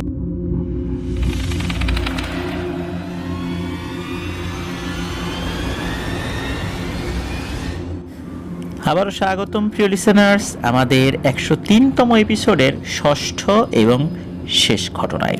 প্রিয় লিসেনার্স, ঘটনাটি শুরু করব তার আগে একটু কথা, সেটা হচ্ছে যে আমার কিন্তু আরও একটি ইউটিউব চ্যানেল রয়েছে আফনাস বি নামে। এই চ্যানেলের লিঙ্কটা কিন্তু আমরা আমাদের এই ভিডিওর ডিসক্রিপশনেও দিয়ে রেখেছি। ডিসক্রিপশনে ঢুকলেই প্রথম দিকেই আফনাস বি নামে একটি ইউটিউব চ্যানেলের আইকন পাবেন। ওখানে ঢুকলেই আপনার চ্যানেলটি দেখতে পাবেন এবং আমার ওই চ্যানেলও কিন্তু সাবস্ক্রাইব করতে পারেন। ওই চ্যানেলে মূলত এডুকেশনাল কন্টেন্ট, ব্লগিং, ট্রাভেলিং এই সংক্রান্ত ভিডিওগুলো আমি আপলোড করে থাকি। প্রিয় লিসেনার্স, এখন যে ঘটনাটি আপনাদের সাথে শেয়ার করব, এই ঘটনাটি আমাকে দিয়েছিলেন আলী হোসেন ভাই। উনি মূলত পেশা একজন মাদ্রাসা শিক্ষক। ওনার বাড়ি ফেনী জেলার ফেনী সদর উপজেলাতেই। মূলত উনি ওনার ওস্তাদের কাছ থেকে এই ঘটনাটি শুনেছিলেন। হয়তোবা অনেকেই ঘটনাটি জানেন, যেহেতু ওনার ওস্তাদ বিভিন্ন সময় তাদের স্টুডেন্টদের কাছে বা এইভাবেই ঘটনাটি ছড়িয়ে দিয়েছিলেন। স্টুডেন্ট থেকে স্টুডেন্ট এইভাবেই ছড়িয়ে গেছে, হতে পারে অনেকেই ঘটনাটি জানেন। তো চলুন মূল ঘটনাতে চলে যাই। ঘটনাটি যেখানে ঘটেছিল এটি মূলত নোয়াখালীর সুবর্ণচর এলাকায়, আজকে যে সুবর্ণচর ওই এলাকায়। তবে ঘটনাটির সময়কাল কিন্তু অনেক আগের, 1942-43 এরকম একটা সময় হবে। ওই সময় ব্রিটিশ পিরিয়ড ছিল। আজকের যেই নাম সুবর্ণচর, তো ওই সময় ওইখানে ওই নাম ছিল কিনা এটা নিশ্চিত হওয়া যায় নাই। তবে ওনারা বলেছেন যে এখন যে সুবর্ণচর এরিয়া, ওই এরিয়ারই কোনো একটা জায়গায় ঘটনাটি ঘটেছিল। তো নোয়াখালী বিস্তীর্ণ যে এলাকা রয়েছে ওখানে কিন্তু অনেক আগে থেকেই ইসলামের প্রচার এবং প্রসারে অসংখ্য মসজিদ মাদ্রাসা গড়ে উঠেছিল, এখনও আছে। তো একটা প্রত্যন্ত এলাকায় একটি মাদ্রাসা ছিল। মাদ্রাসাটা কিন্তু বেশ অনেক জায়গা নিয়েছিল, বিষয়টা এরকম না, কিন্তু আশেপাশে অনেক গাছগাছালি ছিল আর কি, মানে অনেকটা শুনশান নীরবতা এরকম একটা পরিবেশ ওখানে ছিল। মাদ্রাসাটা ছিল উপরে টিন, আর মাদ্রাসার যে দেয়ালটা এটা অনেকটা মাটির দেয়াল বা এই টাইপের কোনো কিছু একটা দিয়ে তৈরি করা ছিল আর কি। মাদ্রাসার স্টুডেন্টদের নামাজ পড়ার জন্য একটা ছোট মসজিদও ছিল সেখানে। তো এখনকার মতো অত উন্নত ছিল না, ইলেকট্রিসিটি ছিল না, অনেক আধুনিক সুযোগ সুবিধা সেখানে তো ছিল নাই। ন্যূনতম সুযোগ সুবিধাগুলো সেগুলো থেকে অনেকটা বঞ্চিত ছিল, কারণ অত্যন্ত প্রত্যন্ত এলাকায় মাদ্রাসাটি ছিল। এই কারণে ওটা একটা ছোট্ট হাফেজিয়া মাদ্রাসা ছিল। তো চলছিল মোটামুটি ভালোই। ওখানে যে স্টুডেন্টরা ছিল এরা সবাই ছোট ছিল, মানে বয়স কেমন ছিল, যতটুকু বলেছেন বয়স, প্রত্যেকের বয়স 7-8 বছর থেকে সর্বোচ্চ 13-14 বছর, এতটুকুর মধ্যেই আর কি স্টুডেন্টরা যারা ছিলেন আর কি ওইখানে ওই সময়, ওখানে একটা নিয়ম ছিল যে রাতের বেলা যদি কারো ওয়াশরুমে বের হওয়ার জরুরত পড়ে বা দরকার হয়, সেক্ষেত্রে কেউ অবশ্যই একা যাবে না, অবশ্যই তার পাশের কোনো একজন ছাত্র ভাইকে ডেকে নিয়ে যাবে। এটা একটা কড়া নির্দেশনা ছিল, কারণ হচ্ছে একা গেলে ভয় পেতে পারে, আর তাছাড়া রাতের বেলা এই সাপ পোকার উপদ্রব ছিল। এই সমস্ত কারণে অবশ্যই রাতের বেলা যেই যাক সাথে কাউকে নিয়ে যেতে হবেই, এরকম একটা নির্দেশনা স্পষ্টভাবে ছিল মাদ্রাসা কর্তৃপক্ষের। তো ওভাবেই চলছিল, খুব বড় ধরনের ভয়টা কেউ ওইভাবে পায়ও নাই ওই মাদ্রাসা প্রতিষ্ঠা হওয়ার পর থেকে নিয়ে। মাদ্রাসার বয়স ছিল 10-12 বছর এরকম, মানে প্রতিষ্ঠিত হয়েছে আর কি। এক রাত্রে কি হয়েছে, একজন স্টুডেন্ট উঠেছে। তো এই রাতটা ছিল আবার শীতের রাত। শীতের রাত্রে যে স্টুডেন্ট উঠেছে তার বয়স 8-9 বছর। এখন সে তার পাশের ছাত্র ভাইকে ডাকছে ওঠার জন্য, সে বলছে হ্যাঁ উঠতেছি। তো ওকে টেনে ওঠানোই যায় না, শীতের রাত তো, সবাই একদম লেপের নিচে শুয়ে আছে, উঠতে কেউ চায় না। তো বারবার ডাকার পরে যখন উঠছে না, ও চিন্তা করলো যে কি করা, একাই যাই। ওর আবার খুব জরুরত ছিল বাইরে যাওয়ার। তো ও বাইরে যাচ্ছে, দরজা খুলেছে, ওই সময় আবার আর একটা স্টুডেন্টও উঠেছে, সেও বাইরে যাবে। তো সে আবার যখন বাইরে যাচ্ছে, তখন ও বলে যে যাক ভালোই হলো দুইজন একসাথে যাই, একজনকে তো ডাকলাম, ও উঠলো না, খুব ঘুমে বিভোর। তো দুইজন একসাথে বেরিয়েছে, হারিকেন আবার দুইজনের একটা। তো ওয়াশরুমটা আবার একদম মাদ্রাসার যেই ভবনটা ওইটা একদম কাছেই আর কি। তো তবে ছোট্ট একটা মাঠ রয়েছে মাঝখানে, ওই মাঠটা পাড়ি দিয়ে ওই পাশে যেতে হবে, একদম ছোট মাঠ আর কি। তো ওরা যখন একটা হারিকেন নিয়ে ওই দিক দিয়ে যাচ্ছিল, হঠাৎ করে দেখে এই মাঠের মধ্যে সাদা কিছু একটা ছোটাছুটি করছে, খুব এলোমেলোভাবে ছোটাছুটি করছে। ওরা চিন্তা করলো কী ব্যাপার, এটা কি? ওরা হারিকেনের আলোতে দেখতে পায় মাঝারি আকৃতির একটা সাদা সাপ খুবই এলোমেলোভাবে মানে ছোটাছুটি করছে এদিক ওদিক, কিন্তু বাইরে যেতে পারছে না। ওই মানে মাদ্রাসার যেই ছোট্ট যে মাঠটা, ওই মাঠের বাইরে যাচ্ছে না, কিন্তু খুব দ্রুত গতিতে ছোটাছুটি করছে। ওরা তো এটা দেখে খুব ভয় পায় যে আরে সাপ, এখন এইটা পার হয়ে যাবো কিভাবে, এটাকে তো মারতে হবে। এখন রাতের বেলা এই সাপ মারার জন্য তো একটা লাঠি দরকার, হাতের কাছে তো লাঠি ছিল না। তো ওরা আবার চিৎকার করে বলা শুরু করে, এই সাপ সাপ সাপ।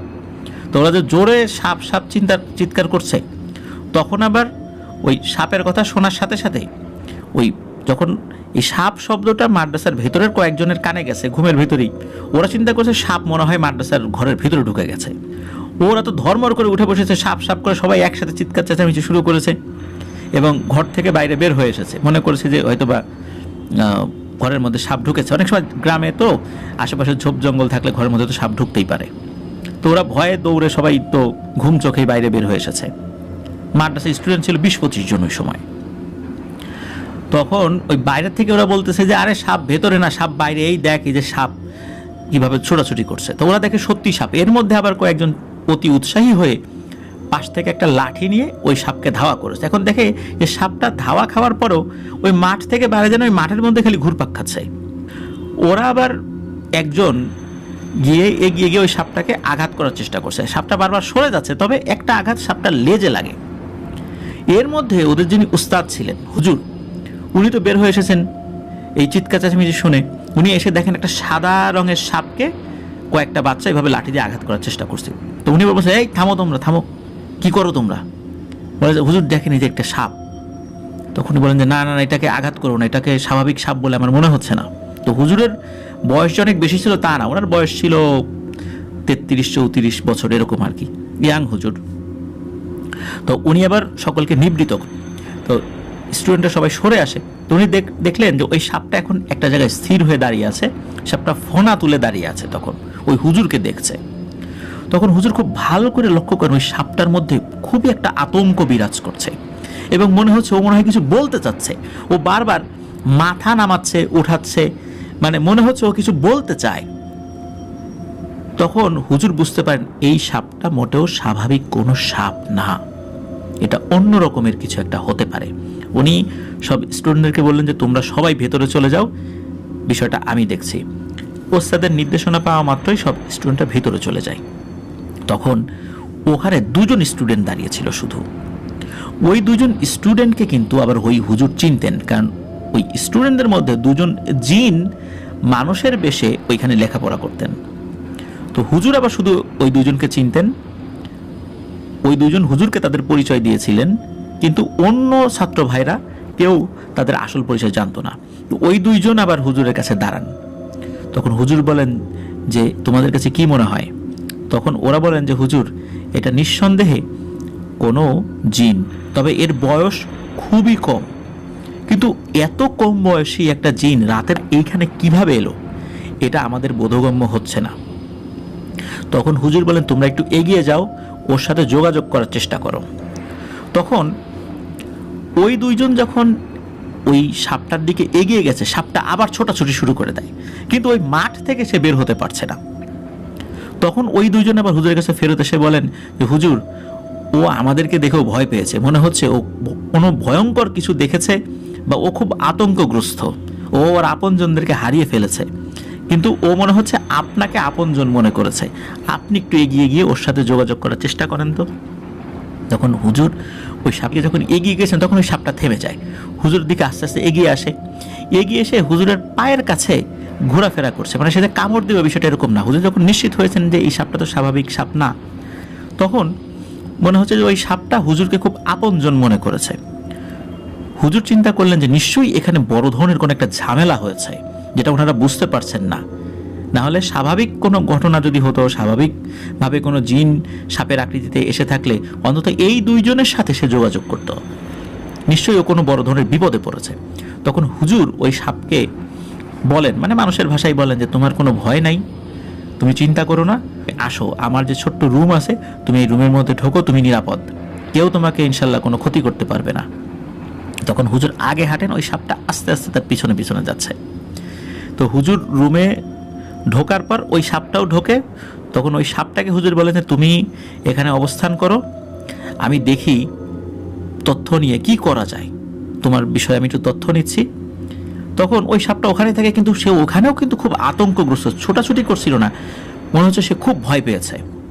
হুজুর ওই দরজাটা বাইরের থেকে একটু টেনে দেন, এবং টেনে দেওয়ার পর ওই দুজন স্টুডেন্টকে বলেন যে তোমরা এখন একটা কাজ, সেটা হচ্ছে এই সাপটার বিষয়ে খোঁজ খবর নাও, এ কোথা থেকে এলো, কিভাবে এলো, কিভাবে ওকে ওর আত্মীয় স্বজনদের কাছে হস্তান্তর করবে, মনে হচ্ছে বড় ধরনের একটা বিপদে ও পড়েছে, কিন্তু আমি বুঝতে পারছি না, তোমরা একটু দ্রুত খোঁজ খবর নিয়ে আসো। তখন ওই দুজন স্টুডেন্ট বলে যে হুজুর, আমরা এখনই যাচ্ছি, খোঁজ খবর নিয়ে আসি।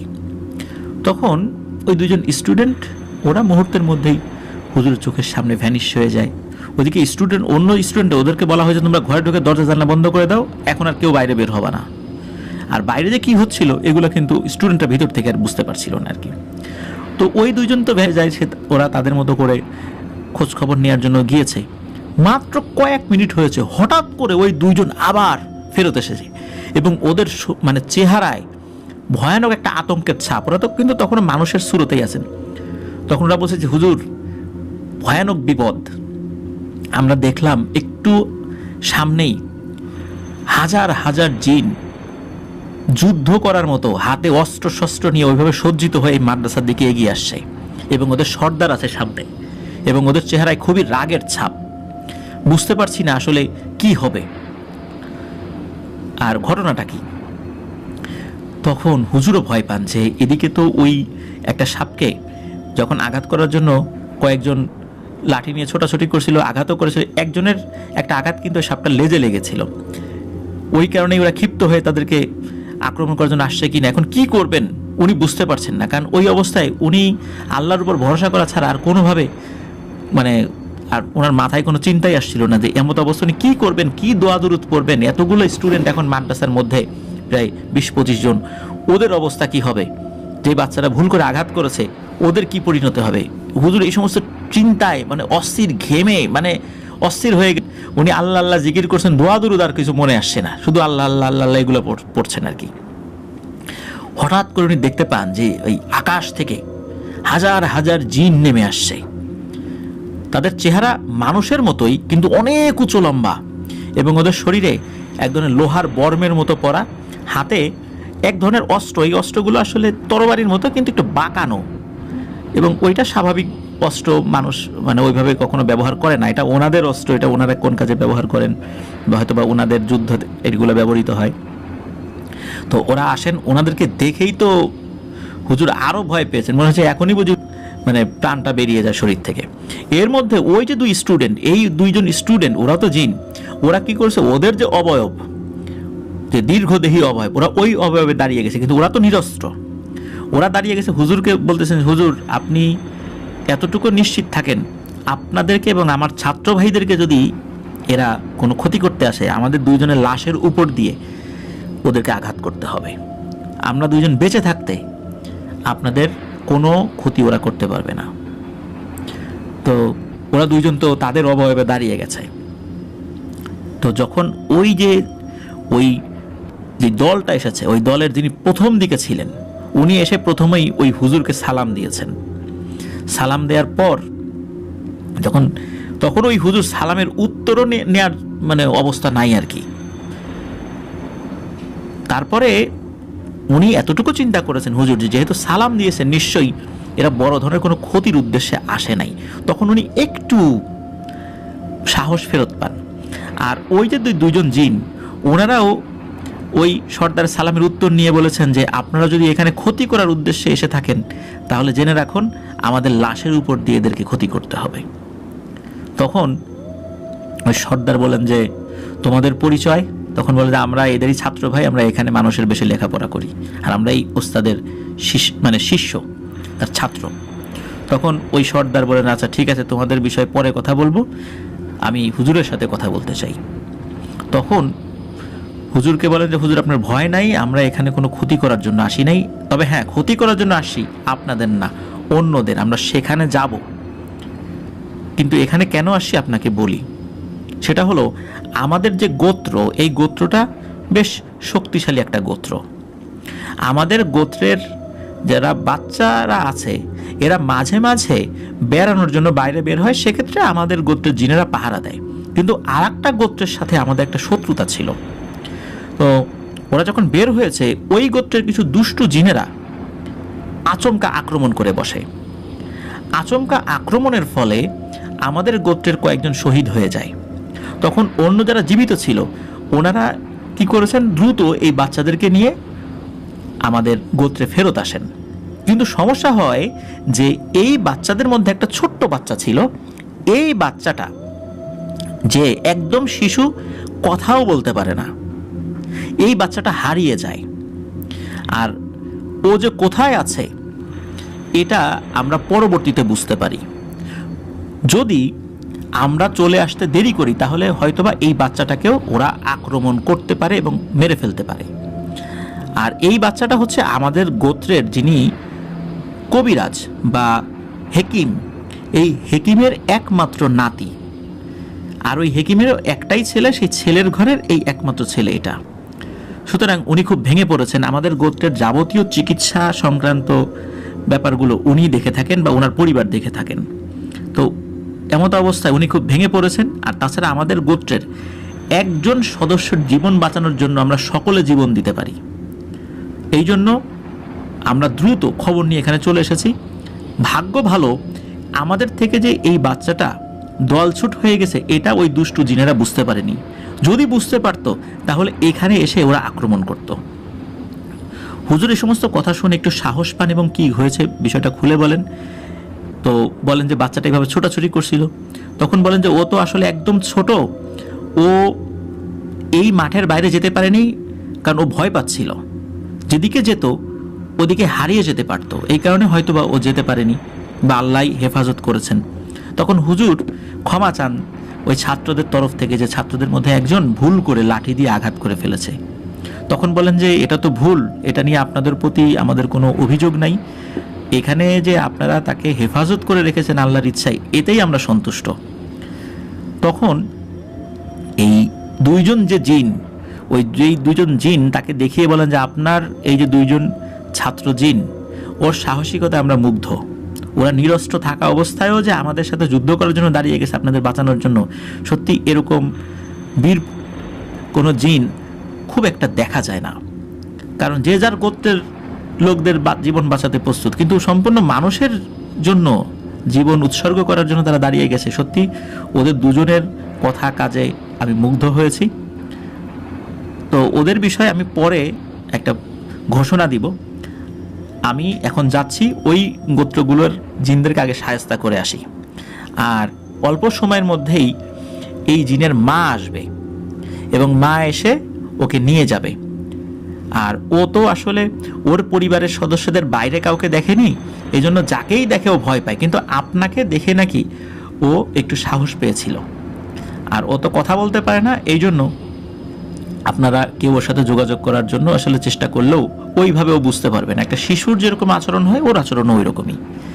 তো অল্প সময়ের মধ্যেই নাকি একটা ভয়ানক বাতাস আসতে শুরু করে এবং একটা কান্নার আওয়াজ, মানে নাকি সুরে কান্না আর কি। মানে ওই যেই বাচ্চা জিনটা ওর মা আসছিল আর কি, যে ওই বাচ্চার খবর পাওয়া গেছে, তো উনি খুব দ্রুত গতিতে আসছিল, এত দ্রুত গতিতে মনে হচ্ছে যে ওই বিভিন্ন গাছগুলো মানে ভেঙে চুরে যাবে এমন একটা অবস্থা। তো দ্রুত গতিতে এসেই ওনার কিন্তু এটা বাতাসের মতোই, উনি কোনো অবয়ব দেখেন নাই, এক ধাক্কায় ওনার যে রুমের দরজা খুলে যায় ধারাম করে, ওই বাতাসটা রুমের মধ্যে ঢুকে পড়ে। ঢুকে পড়ার পর ভেতরে আবারও কান্নার আওয়াজ, কিন্তু ওই কান্নার আওয়াজটা ছিল আনন্দের কান্নার আওয়াজ, বাচ্চাকে ফেরত পেয়েছে ওই কান্নার আওয়াজটা পাওয়া যাচ্ছিল। এরপরে কান্নার আওয়াজটা থেমে যায় এবং ওই ঘরের ভিতর থেকেও একটা বাতাসের মতো বের হয়, কিন্তু কাউকে দেখতে পান নাই, আর ওই সাপটাকেও আসলে দেখতে পান নাই। ওইভাবেই ওই বাতাসটা বের হয়ে চলে যায়। ওরা চলে যাওয়ার পর তারপরে ওই জিনের সর্দাররা ওইখান থেকে ওই তার দলবল সহ ওখান থেকে চলে গিয়েছিলেন। তো এরপরে ওই যে দুইজন জিন কিন্তু আর মাদ্রাসায় থাকতে পারেন নাই, হুজুরের কাছ থেকে বিদায় নিয়ে চলে যান, কারণ তার পরিচয়টা যেহেতু একটু ভালো করে প্রকাশিত হয়ে গেছে, স্টুডেন্টরা সন্দেহ করবে, এই জন্য ওনাদের কাছ থেকে বিদায় নিয়ে ওনারা চলে গিয়েছিলেন আর কি। আর এই যে হুজুরটা যে ওই বাচ্চা জিনকে রক্ষা করলেন আল্লাহর ইচ্ছায়, ওনার কি হয়েছিল পরবর্তীতে নাকি ওই জিনের সর্দার ওই হুজুরকে অর্থ দিতে চেয়েছিলেন, যে ওনাদের কাছে যেটা মূল্যবান আছে, স্বর্ণ বা এরকম কিছু বা অর্থ এরকম দিতে চেয়েছিলেন। তবে হুজুর সেটা গ্রহণে অস্বীকৃতি জানিয়েছিলেন, যে না, আমি স্বাভাবিকভাবে জীবনযাপন করতে চাই, দ্বীন ইসলামের খেদমতে নিয়োজিত থাকতে চাই। তো ওনার এই কথায় উনি খুব খুশি হয়েছিলেন এবং উনি বলেছিলেন যে আমাদের যিনি হেকিম, ওই হেকিমকে অনুরোধ করেছি, উনি সাধারণত কখনো কোনো মানুষের সহবতে আসেন না, মানুষের উপর আসরও করেন না, উনি জিনদের ট্রিটমেন্ট নিয়েই থাকেন সবসময়, এই বিষয়ে সবসময় গবেষণা করেন। আর ওনাকে বলেছি যেন আপনাকে যেন কোনোভাবে সহযোগিতা করেন।